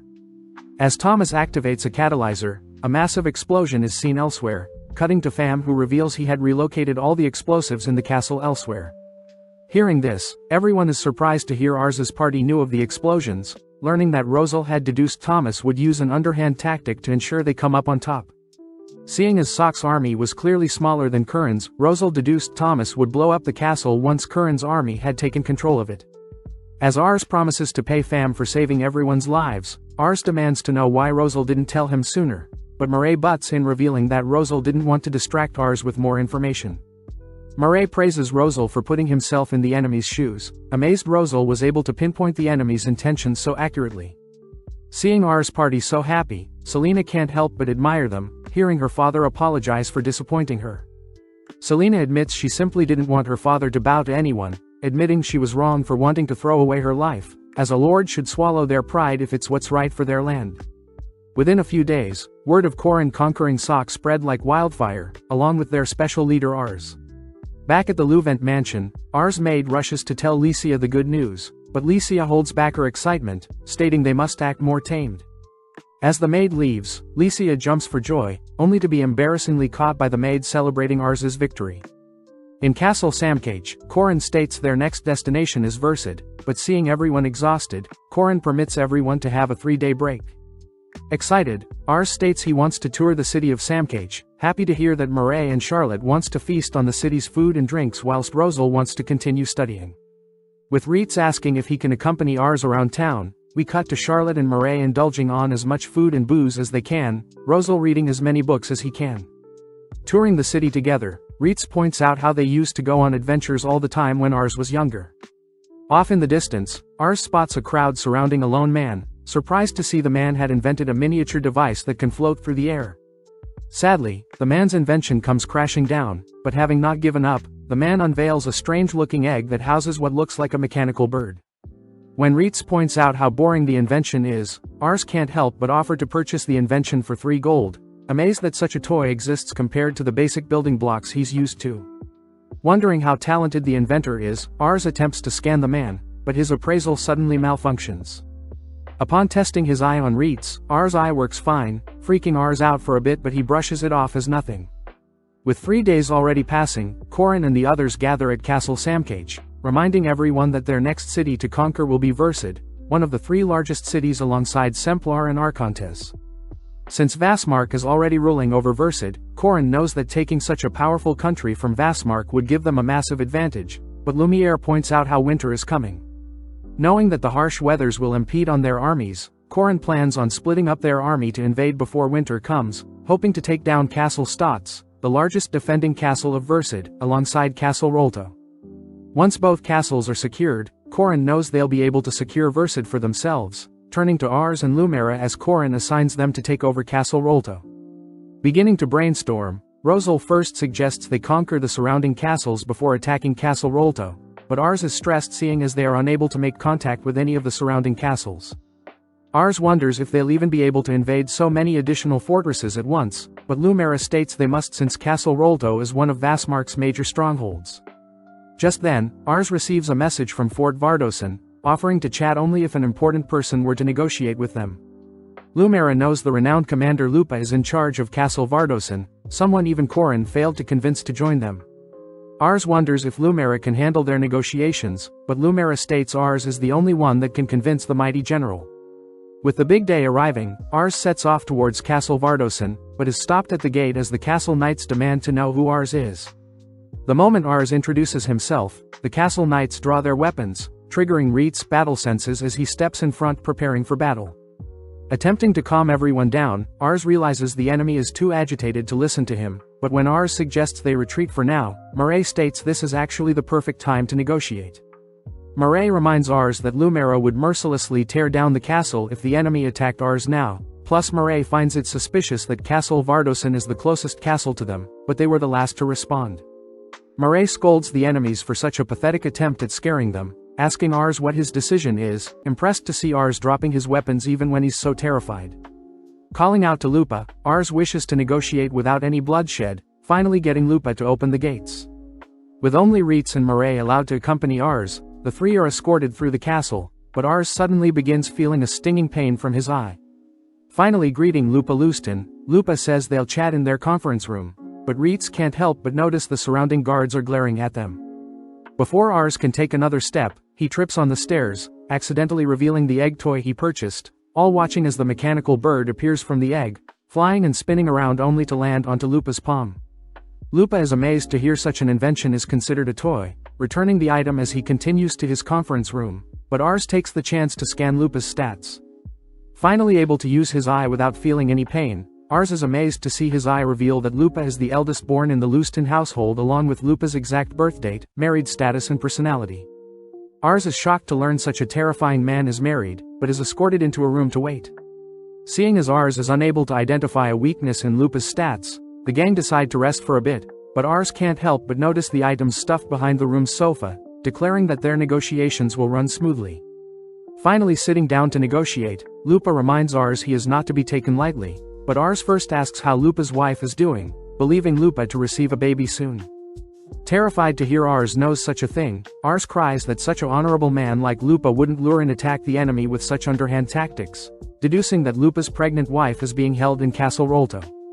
With Lupa not denying such a thing, Murray adds that Castle Rolto must be holding Lupa's wife hostage, forcing Lupa to defend and give his life to defend Castle Vardosen, but Ars points out that his scouts haven't spotted any reinforcements from Rolto arriving to help Lupa.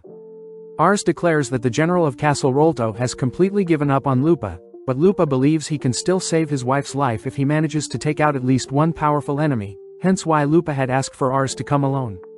When Reitz asks why Lupa didn't just kill them the moment they were alone, Ars reveals that Lupa is a good man, taking out the egg invention. Ars feels sympathy for Lupa, knowing that if Lupa betrays his superior, his wife will die, but if Lupa gives his life to fight, he'll save his wife but will never get to see his child. Completely defeated, Lupa states he has fought countless battles, and that he knew from the very beginning that he had been abandoned. Lupa knows the right thing to do is fight, but Lupa's final wish is to at least see his child once before he passes, bringing tears to Lupa's men. Seeing such a valiant man breaking down, Ars declares he'll personally infiltrate Castle Rolto and rescue Lupa's wife, asking if Lupa would give them this chance. Without a moment's hesitation, Lupa begs Ars to do so. At the same time, we cut over to Castle Rolto where Jean Tendry, the lord of the castle, reminds her General Dan Allrest that everything is going according to plan. Returning to Lumera, Ars tells everyone about Lupa's dilemma, reporting that they intend to rescue Lupa's wife and help Lupa see his child. With the gang realizing that Ars hasn't even thought about how they can rescue Lupa's wife, a strange-looking man suddenly bursts into the room asking to speak with Lumera, having made it past all of Lumera's guards. Ars takes the chance to scan the man's stats, horrified to see the man to be the 31-year-old Clement Matra III, a man that houses abnormal stats. Sitting down for a chat, Reitz realizes that Clement is the head of the Matra Company, a combat-oriented group of mercenaries and people that have never failed a mission. Clement asks Lumera who Ars is, surprised a mere child is considered an equal by Lumera, but Reitz gets pissed, demanding Clement not think of Ars so lightly. Turning to Reitz, Clement praises Reitz for being such a powerful leader, but Clement points out how Reitz's army is still too naive, warning Reitz to be prepared for the day when their army will suffer complete defeat. Clement states having Rosal as a genius strategist must be the best life, as for mercenaries like himself, he has no choice but to fight till the death, having seen countless allies pass. With Lumiere asking Clement to not be so harsh on Ars and his army, they start the mission, mentioning that most of the commanders of each castle have had their wives held as hostages in Castle Rolto, but their exact location in the castle is unknown. Seeing as the castle houses around 10,000 soldiers, Miriel knows that sending in Pham and his disguised soldiers won't help with rescuing the wives, therefore their best plan is to lure the enemy outside the castle. With the numbers in both armies equal, Reitz knows that the enemy will prefer to remain in the castle having resource advantage, Additionally, since winter is coming, conquering VIDZ is seeming more unlikely. With Murray summarizing what they must do, Murray calls upon Rosal to suggest a plan, having been drafting up a plan of attack all this time. That night in Castle Rolto, Lord Jean hears that Fort Vardosin had apparently refused to surrender, and hence Ars and Lumaire's army have surrounded Lupa's castle. Jean is pleased with their current position, knowing they simply have to wait until winter and they would have won, but General Dan gets annoyed, having to wait out the war. Just then another messenger arrives, handing Jean a bloodied letter from Lupa, who informs Jean that their enemies total 10,000, but seeing as Vardosin is refusing to surrender, the enemy has sent half of their army along with a powerful mage to attack Roldo Castle. Shocked, Jean learns that Lupa had sent the envelope out of desperation, something Jean confirms as a mage has appraised the handwriting to belong to Lupa. Fearing that the mage that broke through Fort Vacmacro's barrier will do the same to theirs, Jean smirks, stating that the enemy with 5,000 will easily be overrun by their army of 10,000. As Dan heads off to prepare his army, we cut to Lupa, who reveals he had delivered the bloodied envelope just as Ars had instructed. Additionally, Lupa has informed the other generals from the other castles to not interfere, seeing as their wives have been captured as well. But before Lupa can prepare to fight alongside Ars, Ars states that Lupa must remain hidden as his presence will show the enemy that he's betrayed them. Ars states that if they lose, Lupa should remain fighting alongside Vasmark, but if Ars manages to win, Lupa must join their side. As a final goodbye, Ars hands Lupa his toy egg, promising to return with Lupa's wife. Meeting up with the others, Rosal divulges their plan. Rosal states that they'll have their army of 5,000 lure the enemy off the battlefield and towards a forest, drawing them away from the castle where both sides will have their 10,000 armies clash. But while this happens, Fam and his shadows will sneak into the castle and rescue the wives. Seeing as the enemy may not be lured out so easily, Miriel states that Ars and Lumaira must be the ones to help lure out the enemies, cutting to the next day where Ars and Lumaira are finally face to face with Dan and his army. With a triumphant speech, Ars orders his men to charge, having both sides clash, but Dan instantly gets the upper hand, sending out his cavalry units. When Charlotte attempts to fire a magic spell at Dan, Dan tanks the attack, charging at Charlotte, but luckily several soldiers protect Charlotte. Scanning Dan's stats, Ars realizes Dan is just as powerful as REITZ, but Dan's horse riding units are also equally as powerful, making their matchup unfavorable.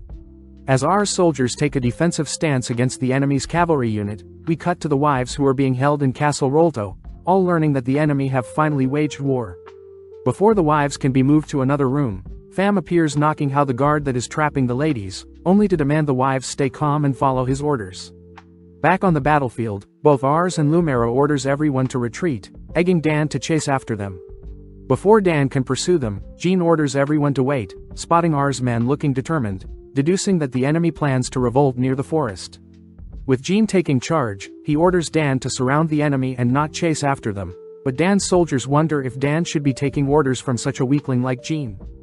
Dan reveals that himself and Jean were born into a horse-riding village, where they would pillage and slaughter women and children alike, making a name for themselves.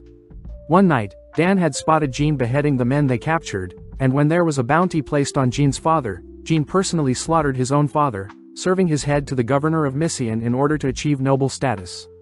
Back in the present, Ars and Lumaira both check to see if the enemy is pursuing them, but right on cue, Dan leaps from surrounding, dividing Ars's army into two. Before REITZ can reorganize their formation, Jean appears beside him, cutting down REITZ's men one by one. Knowing that Ars will need help, Charlotte orders REITZ to go on ahead, leaving Charlotte to ride alongside Jean. At the same time, Ars spots all of his men falling to arrows, even giving their lives to ensure Ars makes it to the forest. Watching everything transpire, Clement orders his men to be ready. At the same time, Murray reports that a third of their army has been wiped, prompting Lumaira to ask Ars to summon Clement and his men. Thinking deeply, Ars spots how determined his soldiers are, choosing to hold out a little longer, as summoning Clement and his troops in open field will be sentencing them all to death against the enemy's cavalry. Against Lumaira's better judgment, Ars cries for his men to continue strong, but when he turns to check on the enemy, Ars realizes they've all mysteriously vanished. Up from above, Ars suddenly spots Dan leaping towards him, but luckily REITZ appears blocking the blow. Apologizing for being late, REITZ chooses to mark Dan, holding him off as Ars spots the forest up ahead. Sadly, another army of reinforcements have cut off their escape, but Ars suddenly realizes that Lupa has arrived to assist them. Seeing as they are outnumbered, Dan orders his men to retreat, But before he leaves, Dan fires off a stray arrow that pierces Lupa from behind. As Ars checks up on Lupa, Ars cries that Lupa has informed the enemy of his betrayal, but Lupa reminds Ars as being selfish. Lupa states that since Ars is willing to give his life to save his wife, Lupa will pledge his life as a knight and serve Ars, both agreeing to give it their all to ensure the mission is a success. As Dan rides back to the castle, he alerts the castle to slay the wives, cutting to Pham, who has begun to help the wives escape. Before Lupa's wife escapes, the castle suddenly orders for a lockdown, having received orders that spies may have infiltrated their castle and that Lupa has betrayed them, hence the wives must be executed at once. As Lupa escorts Ars and his men towards the forest, Lupa checks on his bloodied wound, but as we follow Pham, we see he and Lupa's wife have chosen to hide inside a closet. Seeing as Lupa's wife is about to go into labor, Pham prepares to fight for his life, but suddenly the enemy guards are called elsewhere, giving Pham the chance to praise Lupa's wife for enduring all the pain. Back with Ars, we see that he's finally made it to the forest, wondering if the enemy will continue to chase them, but Rosal states that Mireille and himself will force the enemies to chase after them. Outside the forest, Jean informs his army that the enemy most certainly has a trap laid out in the forest, but before Jean can order a retreat, a few of his men suddenly rush into the forest. Seeing their fellow soldiers thirsting for victory, a fraction of Jean's men rush towards the forest, but Jean simply orders the remaining to retreat. Sadly, Dan falls victim as well, stating that he'll defeat REITZ at all cost, forcing Jean to race after Dan. It's revealed that Mireille and some of Ars's troops have stolen the enemy's uniform, and had rushed towards the forest to bait Jean and his army to claim victory, especially since they've already slayed a third of the 5,000 men Ars has had with him. Having met up with Hammond and Clement, Ars states that they'll hold their defensive line here, but Clement asks for Ars to rest easy, praising Ars for being so brave and not faltering at the slightest adversity. With Clement promising to take it from here, we cut over to the enemy soldiers who have made their way into the forest, rushing towards Clement's men, only to be strung up by several traps. Appearing from the bushes, the Maitre company make themselves known, slaughtering and cornering all the enemy cavalry, reminding everyone why Clement is known as the Demon of Maitre. With Ars confirming that Charlotte and Mireille are fine, Dan is seen charging past Clement's men, dead set on taking Ars' head. Pissed off, REITZ intercepts, cutting down Dan's horse, only to challenge Dan to a duel. As REITZ's sword clashes with Dan's heavy axe, Ars realizes both men's power stats are exactly equal at 89, but Dan seems to be forcing REITZ back with his long-ranged axe. Spotting an opening, Dan slashes towards REITZ's torso, but accidentally gets his axe stuck in a nearby tree. Having planned it from the very beginning, REITZ lands a finishing blow, making Ars realize that REITZ was looking at the bigger picture of their duel the entire time, having doubled Dan's ingenuity and outsmarted Dan. Tying up Dan, REITZ holds off on slaying Dan, instead praising Dan for being a formidable opponent, but just then Jean and his army arrive. Realizing Jean to house a prowess stat of 92, greater than REITZ. Ars watches as Clement steps up, watching as Jean ferociously raises his blade seeing Dan has been captured. In an instant, Clement parries and blows Jean back, horrifying everyone as Clement's prowess stat is above 100. With Jean captured as well, the enemies all choose to surrender, giving Ars the chance to commend his army, having achieved victory even after losing so many men. Seeing a mere child celebrating their victory, Dan breaks free, preparing to take his own life for his failures, but Jean intervenes ordering Dan to not be stupid. Jean admits he could have simply let Dan ride into the forest alone, but having remembered a fond memory of Dan serving him a hearty soup, Jean had no choice but to ride after Dan, grateful that Dan is alive. With both men promising to return home once everything is over, Lupa is surprised to see Ars taking the enemy as prisoners instead of slaying them. Ars states he plans to send them to Semplar. Seeing as everything is over, Ars states Lupa will finally get to see his wife, but out of nowhere Lupa suddenly collapses, having lost too much blood. Calling for a doctor, Ars hears that Lupa will pass away if he falls asleep now, demanding to know why Lupa was hiding his injuries from them. Lupa takes the chance to tell Ars about this dream, a day where peace returns to the land and Lupa and his wife can spend the rest of their days raising their child. Seeing Lupa struggling to stay conscious, Ars cries that he'll make sure this peaceful dream of his comes true, crying for Lupa to not fall asleep. Seeing his life flash before his eyes, Lupa begins remembering all the battles he's been in, suddenly reminiscing on all the fond memories he's spent with his wife Maria. With one final last breath, Lupa spots Maria in his vision, reaching out only to realize Maria is by his side. Instantly waking up, Pham reveals that he had assisted Maria with giving birth, handing Lupa his child, all watching as Lupa's dream has finally come true. That evening, Ars and his soldiers finish up burying all the corpses from the battlefield, giving Ars the chance to remind everyone that their battle was well fought, but to ensure such terrible bloodshed doesn't continue, they must prioritize making a better future for everyone involved. Placing a flower by the burial site of the dead, Ars' men cry out triumphantly, all whilst Ars' party realizes Ars' silhouette is slowly resembling a general. That night, REITZ visits Ars, spotting Ars writing multiple letters, shocked to learn Ars is personally writing letters to the families of the soldiers that have passed. Ars begins telling REITZ about the men and how Ars knows them, but suddenly Ars begins breaking down crying, apologizing as he didn't want REITZ to see him so weak. Knowing that Ars is carrying too much burden himself, REITZ offers to write the letters with Ars, all whilst Charlotte listens in, stopping Rosal from interfering and giving the boys some time to themselves. Seeing as the surrounding generals had also surrendered, Castle Rolto eventually falls to Ars and Lumera, both pleased to hear the injured are recovering well or have been sent home entirely. Knowing they still have to wait for Corin to deal with Castle Stotz, Ars suddenly hears Fam demanding to be paid his full amount, notifying Ars he was 1 silver short. Apologizing for the mishap, Ars asks Fam to report their victory to Corin along with bringing back news on Corin's current affairs.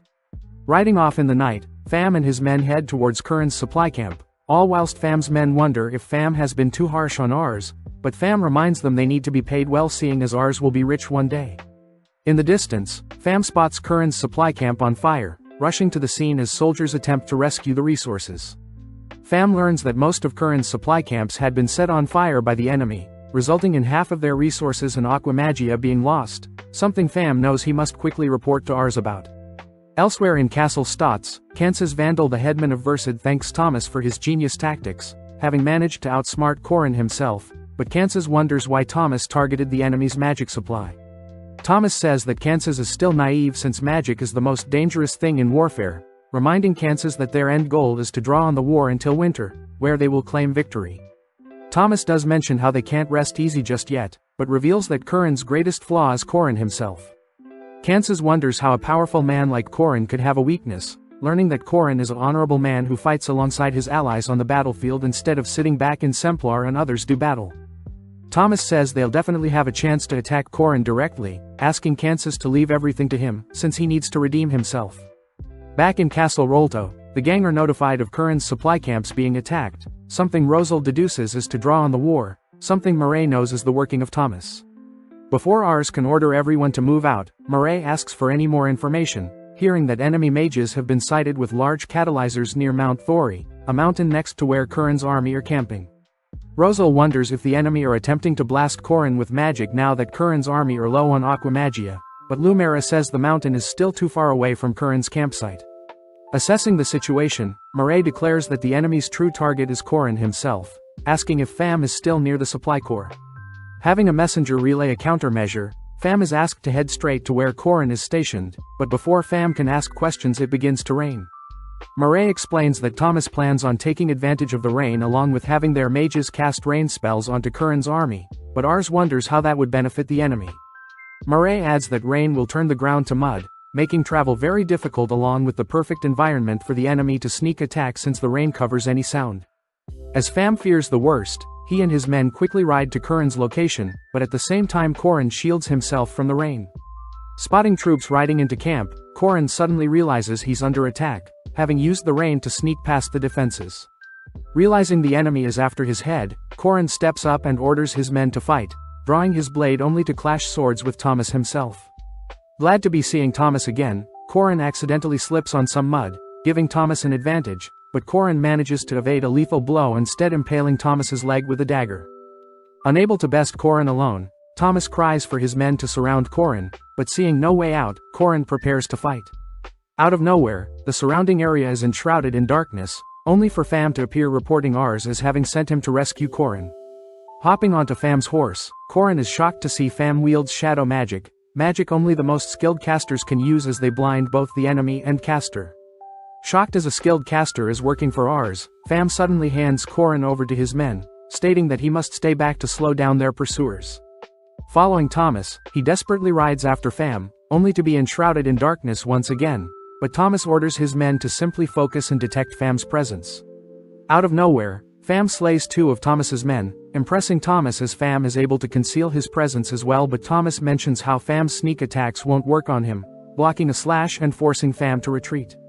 Getting off his horse, Thomas readies his blade, defending and landing a slash on Pham.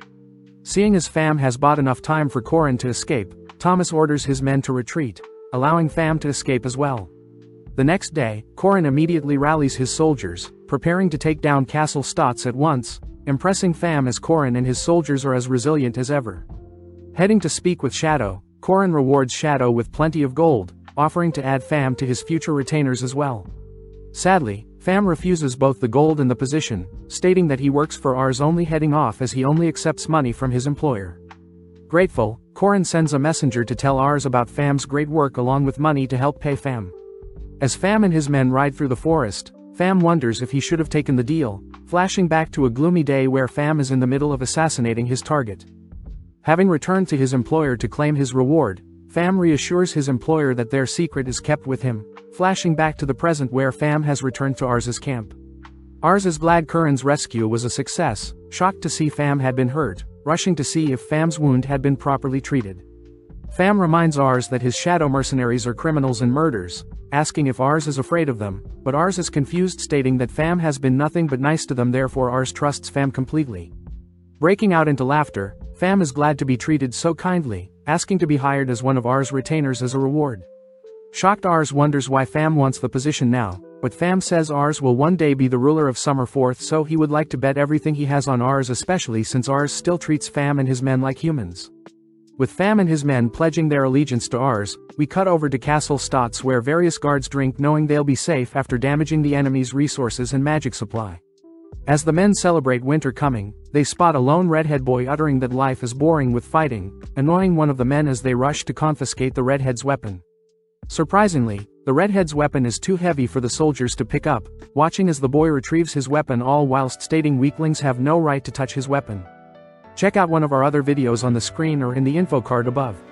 Subscribe, like and comment.